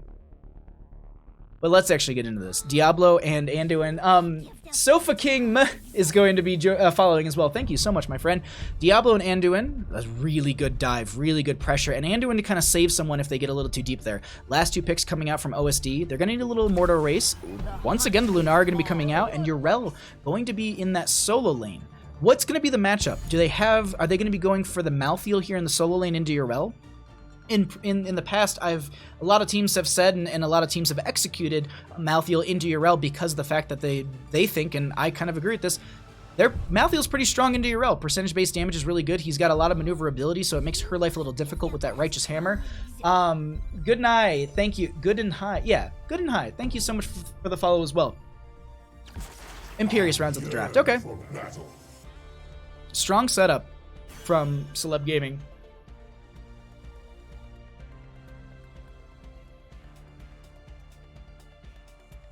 I mean, he's okay. He's just mixing up all the words ever. He's hanging in there. More or less, I need to get a little bit of sugar in my body. And I just didn't want to hold up these games any further. But once we get a snack, we'll be fine. Be absolutely fine. Just a little on that blood sugar low side. Chief Mojo Resin, thank you for the follow as well. I appreciate that. Thank you. They really like Imperious? I agree. I think North America really, really likes the Imperious in the top tier play. I've seen quite a few teams play it in like Heroic Division and other leagues and S Division here. Also, not having an actual co-caster doesn't help with fatigue, I guess. I also don't have an observer. Like I do, like all the stuff that you see, like all of the map movements, all of the different things that are cycling. Like that's I run it. I run this shit. There we go. There's my one swear for the stream. On the left-hand side, we got the members of OSD up 2 games in our best of 5 series. Elhaim's going to be on the Malfurion. We're going to have Enigmatic going to be on the Lunara. Corgi Booty is going to be on that Urel. Trap Queen will be on the Li Ming, and Shot rounds out the draft on the Muradin. On the right-hand side, up also 2 games in our best of 5 series, we have a pause. Hi. Ask Bandit for a sugary snack. I need to train him to get those for me. I could eat one of his. I've got one of those over there. More cats on fire or need a new hamster? That is literally what the admin... Cat stuck in sock? What? Yo, Tatsuki, how you doing? Thanks for coming by. Bandit is the best co-caster. What you talking about? You're right. And this is a team fight first map. BM pause. It's a... No, I'm not even reading that, Satat. No. Hey, bud. Oh, he is just... Oh, you can tell. He's just giving me the eyes. Instant 323? Yeah. I braced myself for that one, but I couldn't help but groan. He's talking about, there's a pun that's currently in the chat that you'll probably see. We have a ready from one of the teams. We just need to get the ready out from the other, and then we're going to jump back into our game number 5 between these two teams. I'm so used to just like on the rails, just like saying game, you know, best of 3. All right, let's go ahead and jump back in. On the right-hand side, as I was saying before, Celeb Gaming is also going to be up 2 games themselves. There's your pun right there. Evasion is going to be on the Imperius, rotating back into our bottom lane. We're going to be having Slip on the Maev. We're going to be having Tiger JK going to be on the Anduin. Met will be on the Greymane, and Satat rounds out the draft on the Diablo. Let's go ahead and check out our level 1 talents. We actually have the third wind for the Muradin right there, so they're just going to be able to have a little more sustain and be a little safer in that right. Naisha's Momentum for the... Memento, not Momentum. For that Maev as well, so looking for extra damage. And then Viciousness for the Greymane right there. Nice Umbral bind on the Trap Queen, who's going to be trying to make their way out of there. That's going to be a fan of knives. They don't get the kill, but that is some kill pressure and some aggression early game that I really, really like to see here. In the top lane, Evasion between is going to be going into Corky Booty. We'll keep our eye on this matchup as best as we can. But so far, they're just going to be playing it slow, safe, and easy between the two of them. I don't think there's going to be a domination between the two in this lane. We'll do actually look at Slip rotating up right now. We're going to be seeing if they're able to then pick this up. Oh, I managed to turn off the sound. I have one key combo that manages to do that, and I don't know why. I need to go in and check out why there's like a random... I have, like, my Elgato does a lot of the commands for me. It's just to push the button that I've pre-programmed. So I'm just like, wait, why? What did I put in there that is a Control S? But Corky Booty gonna get dove on here. A lot of good momentum. Wow. I would have just potatoed there and died myself, but that was a really, really good defense coming out from Yrel, not giving over a kill just yet. 2 to 3 in levels, and it's a very nice back and forth thus far. We are going to be having this camp being fought over currently, and they're going to try and step up. Satat with his Shadow Charge forward. Shot going to be on the point as well. Muradin is going to be thrown around a little bit here. They get the Thunderclap on the ground as well. Met going to be diving forward onto this from this Greymane, as Slip and friends are going to be working their way down here. That's also going to be Elhaim getting Shadow Charge into the wall. Can Malfurion make it out alive? No, the Greymane finds the kill, and that will be first blood of the game going over to the members of Celeb Gaming, but they clap back on the side of OSD and say, not going to be that easy, and we're going to take down the Diablo. Now, Diablo doesn't have the insta-revive because they're only sitting at 39 souls total, and that's, I would actually say that's probably a good spot to go down. Your death timer is super low. The Immortals will be popping up here in about 35 seconds, because we are at that, we're going to get the announcement now. 2:30 minute mark. Most objectives in the game are 2:30, 1 minute, or 1:30. I think there's only one. No, there's 2 objectives in game that are 1 minute counters. I think I know it's Blackheart's Bay, the first chest, and then is it Braxis of 1 minute or is it 1 minute 30? I might be wrong on that. I swore there was another 1 minute just counter as well, but might just be Blackheart's Bay. Either way. Let's go ahead and check out our lanes here, as we also do have our Immortals spawning in the next 1 second. We have the camp and bottom lane just now crashing in. Met will go for the clear onto that, and it looks like Corky Booty not showing in top. We'll go ahead and try and step forward, and you can now they just see Corky Booty rotating in, and this is just going to be it's defense for now. Okay, I'm waiting. Let's actually pull away the talent. Slip gonna try and get an Umbral Bind, gets it under shot. They have Diablo Shadow charging in as well, and Pierce looking for a Celestial Charge. They managed to land it. That's going to be the Divine Star coming out from Anduin. Corky Booty trying to step forward. Isn't Cursed Hollow and Shanley short? I always feel like it. So for, I think, after the first, so like the first one is at the 3 minute mark, but I think they cycle 1 minute after you get the channel. I think you're right on that one. Pumpkins are 1 minute. No, it's 3, yeah. So it's 3 minutes for the first one, but I think it might be 1 minute in between them. Either way, Evasion going to be able to back out right there. They're just going to be, it's a little back and forth. No one really going to be able to dive onto these Immortals just yet. The halfway mark will put them on the aggressive side for either or, so that means that they're also just going to be going purely into the race at that point. We are going to be having this top lane back and forth. It seems like Greymane's looking for that level 7, and Lunar is doing the exact same thing in bottom lane, trying to find that talent tier for the friendly team.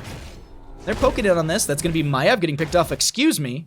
Getting caught out in that bottom lane right there, and that's going to be a kill for the members of OSD. With that, they say, let's go ahead and jump over to this. Nice use of the Wisp over here just to get some vision. Once there's that 5 seconds, you'll see a lot of good vision coming out for them, and we can actually, let's show the vision for Lunar exactly. This is how much they're seeing right now from the Wisp.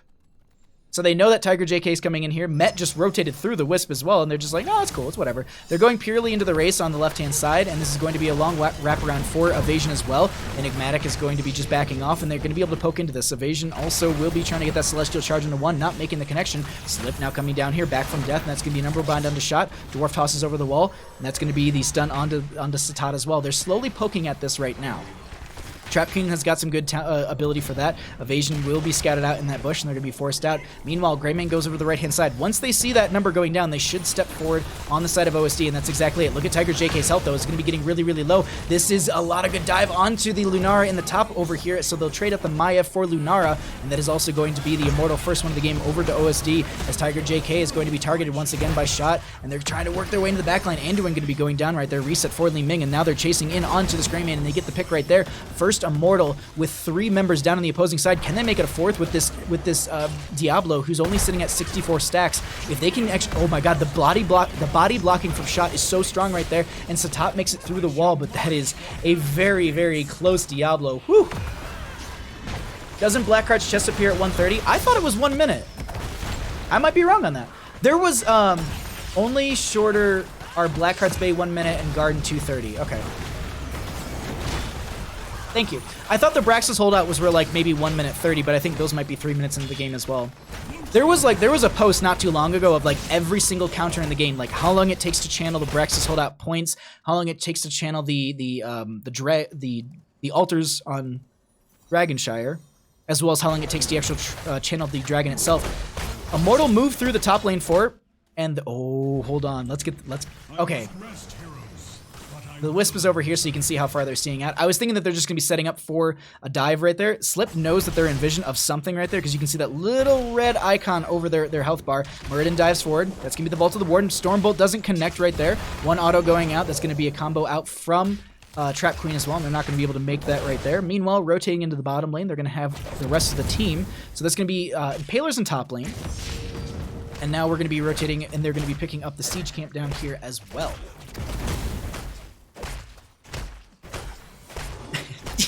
Todsky. Diablo, get your stacks. Maiev will be clearing out top lane. Wisp is going to be coming forward as well from Lunara, just scouting out for the friendly team. And we can actually see right now, let's get the vision for the members of OSD as we can see what they're setting up for, as well as Corgi Booty with the Righteous Hammer lineup right there.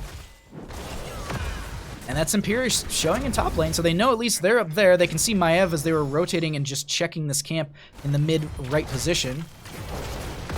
And 10 talent tiers here in favor for them as well. Let's actually cycle through some of the other numbers, since we'll be able to see those as they do pop up. Now, Malfurion holding. I would assume it's Twilight Dream, but Tranquility does offer a little more sustain in these fights, and oh, this is Fire Stomp. That was a really smart Fire Stomp coming out from Satat right there, because they would have just blown up that Diablo if they just stepped right in that. Totsky, thank you. I know Blackheart's Bay appears at 1 minute, but along with the Merc's coin camps or chests are at 130. Ah, thank you, Taras. Appreciate that. Yes, what Taras said. Yes, yes. Immortals are going to be spawning here. We are going to be having the camp picked up in favor for the members of Celeb Gaming. They go right into the race, though, on the side of OSD. Top lane has some pressure. They didn't grab their own camp. That's a lot of damage onto Enigmatic, and they just end up getting shredded right there. First blood during this engagement going out in favor for Celeb Gaming. Corgi Booty going to be able to make it over the wall with the Avenging Wrath, and this is also just going to be Muradin trying to heckle, and they're going to be forced out of there. So that's going to be 12 seconds on the Lunara. She'll be back in just a few moments here. There's going to be top lane pressure starting to amount. If these push for free, this will take down the front gate, fort, and keep, if they just let it go for free. They do have Met over onto this. Shot going to be sitting in the bush over here, providing some vision for the team. Chastise goes out. That's going to be Maiev diving forward. That will be the Dwarf Toss out. Shot in a bit of a rough spot. They're going to need to make their way out. That's going to be everything used right there. Curse Bullet going out, shredding right into them. Avatar form was popped as well to try and sustain, and they stagger out of death just as Lunara gets back. That's not the place you want to be, and unfortunately, oh, Lunara gets out with 150 some health right there.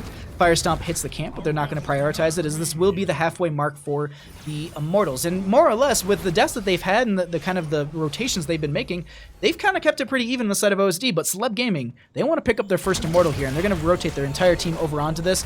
Maybe a defense is possible on the side of OSD. They've got their Muradin back, and they're going to rotate this back in.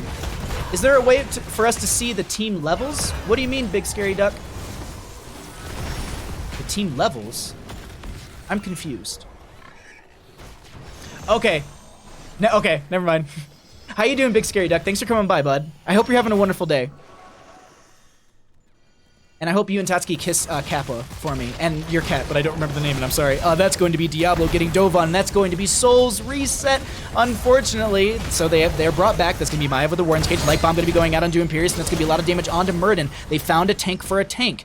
Really good pick so far, but here's the thing. Diablo's back, and they can rush right into this. Now they want to go for the defense on the side of OSD, and that's just Celeb Gaming saying, we want this Immortal. We want a decently shielded Immortal to push through one of these lanes in our favor. Chastise going out. You're all taking a decent amount of damage. That's going to be Evasion diving in as well. Good damage is going to be there, but that's also Satat back into this engagement, and they have found themselves an Immortal. Bottom lane will be the priority. If anyone at home is wondering why these are, how to kind of understand where the Immortal's going, if you don't know yourself, it's much like Brax's Holdout the boss. It will always prioritize the most well-defended lanes. So top lane has the fort and the front gate and the 2 towers already gone. Bottom lane still defended in that right, so it will prioritize it. Literally, if it was still like front gates, and like if the gate had 1 damage on it, it would prioritize the lane that doesn't have any damage to the gate. If that was literally the difference between top and bottom. I'm okay. Hope you're having a wonderful Saturday. I hope you're enjoying your Saturday. I've had a wonderful one. Oh, Slip, though, is going to be the... I'm trying to think of the word. I can't think of it. Light Bomb's going to be going out. Oh, the Leap of Faith. There we go. And that's going to be Diablo taking way too much damage. Reset for Li Ming. Meanwhile, they're going to go ahead and they'll let this fort go down. So they'll trade out bottom lane fort, I guess, for top lane fort pressure in that sense. But that was a really good Immortal overall for the members of Celeb Gaming. These URL knockbacks are sick. Corgi booting on this URL has been showing some really strong prowess. And if any... Oh, I like this turnaround. Diablo's down for another 3 seconds because they don't have souls, but trying to actually take this down so that way there's at least the periodic catapult pressure matching in the lane, so that way you don't have to go down here and worry about that stacking up. Not grouping post 10. But, so wait, are you only supposed to run around as a group at 10? That's what we used to do when I was first learning this game. It's just like, all right, we got 10. Nobody get away from each other. We're all just gonna go ahead and group up and rotate as 5 and lose all the experience and lose the game. MVP this game in 12. MVP 12 minutes in. That's Corgi Booty's playing strong.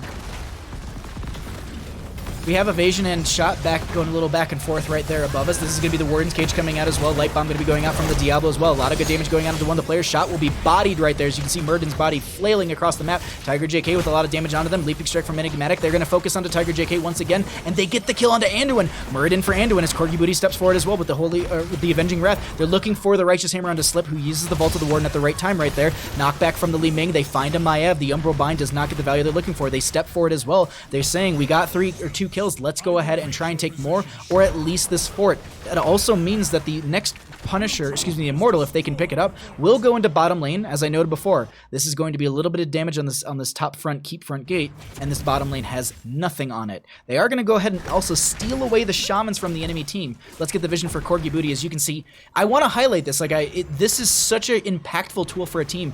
That Wisp with the Sentinel is huge, and you can also see Corgi Booty holding the Righteous Hammer just to make sure that if anyone steps forward onto that point, they're able to knock them back. This will more or less stall them out in the rotation. They've also got vision over here from that Wisp. They know that that's gone. Muradin is going to be back up and rotating into the friendly team. Actually, already there. Malfurion rotating back into the friendly team. Where's Kaleo? He needs to know the booty's way. I don't know where Kaleo's been. He might be busy today. I haven't seen him in chat at all.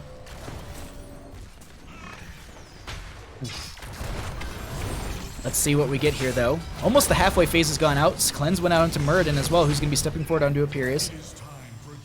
Halfway point already hit. We still have a camp pushing up into top lane. Keep that in mind. Yrel is going to be in the flank position as well.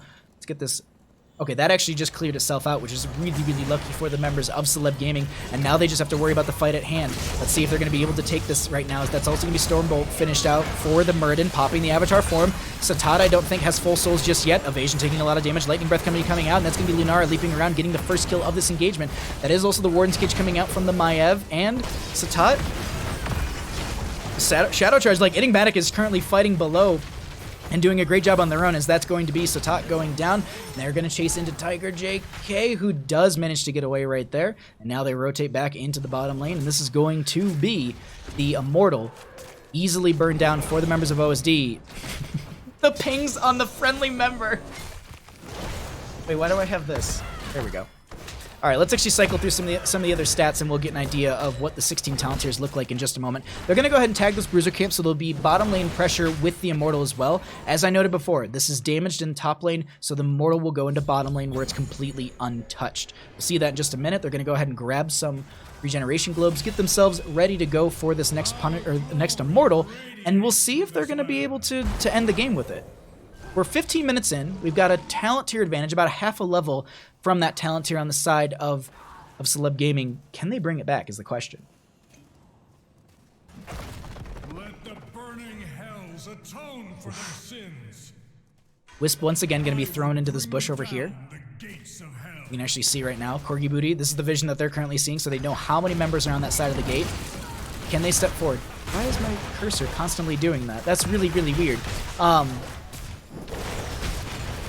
I wonder if trying to all-in shot is a mistake. It seems like that's going to be the case. Immortal's still going to be shielded, and if anyone doesn't know, the Immortal does attack from range while it's shielded. Once it loses that shielding, which is this bar that you're seeing slowly going down above its health, the blue bar, it will move into melee range and attack from there. You can now see it loses that kind of glow around it. It lands on the ground, and now it's going to be going in. This is going to be a decent amount of damage going into Satat. That's going to be the Warden's Cage from Slip as well, forcing a lot of members in here. That's going to be the Light Bomb going out. I don't know if I got any connection right there. A lot of Lightning Breath coming out. That's also going to be the Angelic Armament. Satat goes down. Diablo doesn't have souls, so they don't get the insta-revive. 88 souls on them, and now that's going to be Met making the disengage. Imperius will be going down. Looks like OSD wants to take this game. They want to end it, and the Immortal already hitting the core right now, dropping it down to 50-some%, and they're going to focus on Tiger JK. They're going for a higher KDA in this game. The GGs are called, and that's going to be Lunara on top of... Just Doughbutt wins the game. OSD will take that game, will take that series 3-2. GG, well played to OSD. Ikran, thank you for the follow as well. I appreciate that, my friend. Thank you all so much for supporting the stream. I'm glad you're all enjoying it. Okay, so what's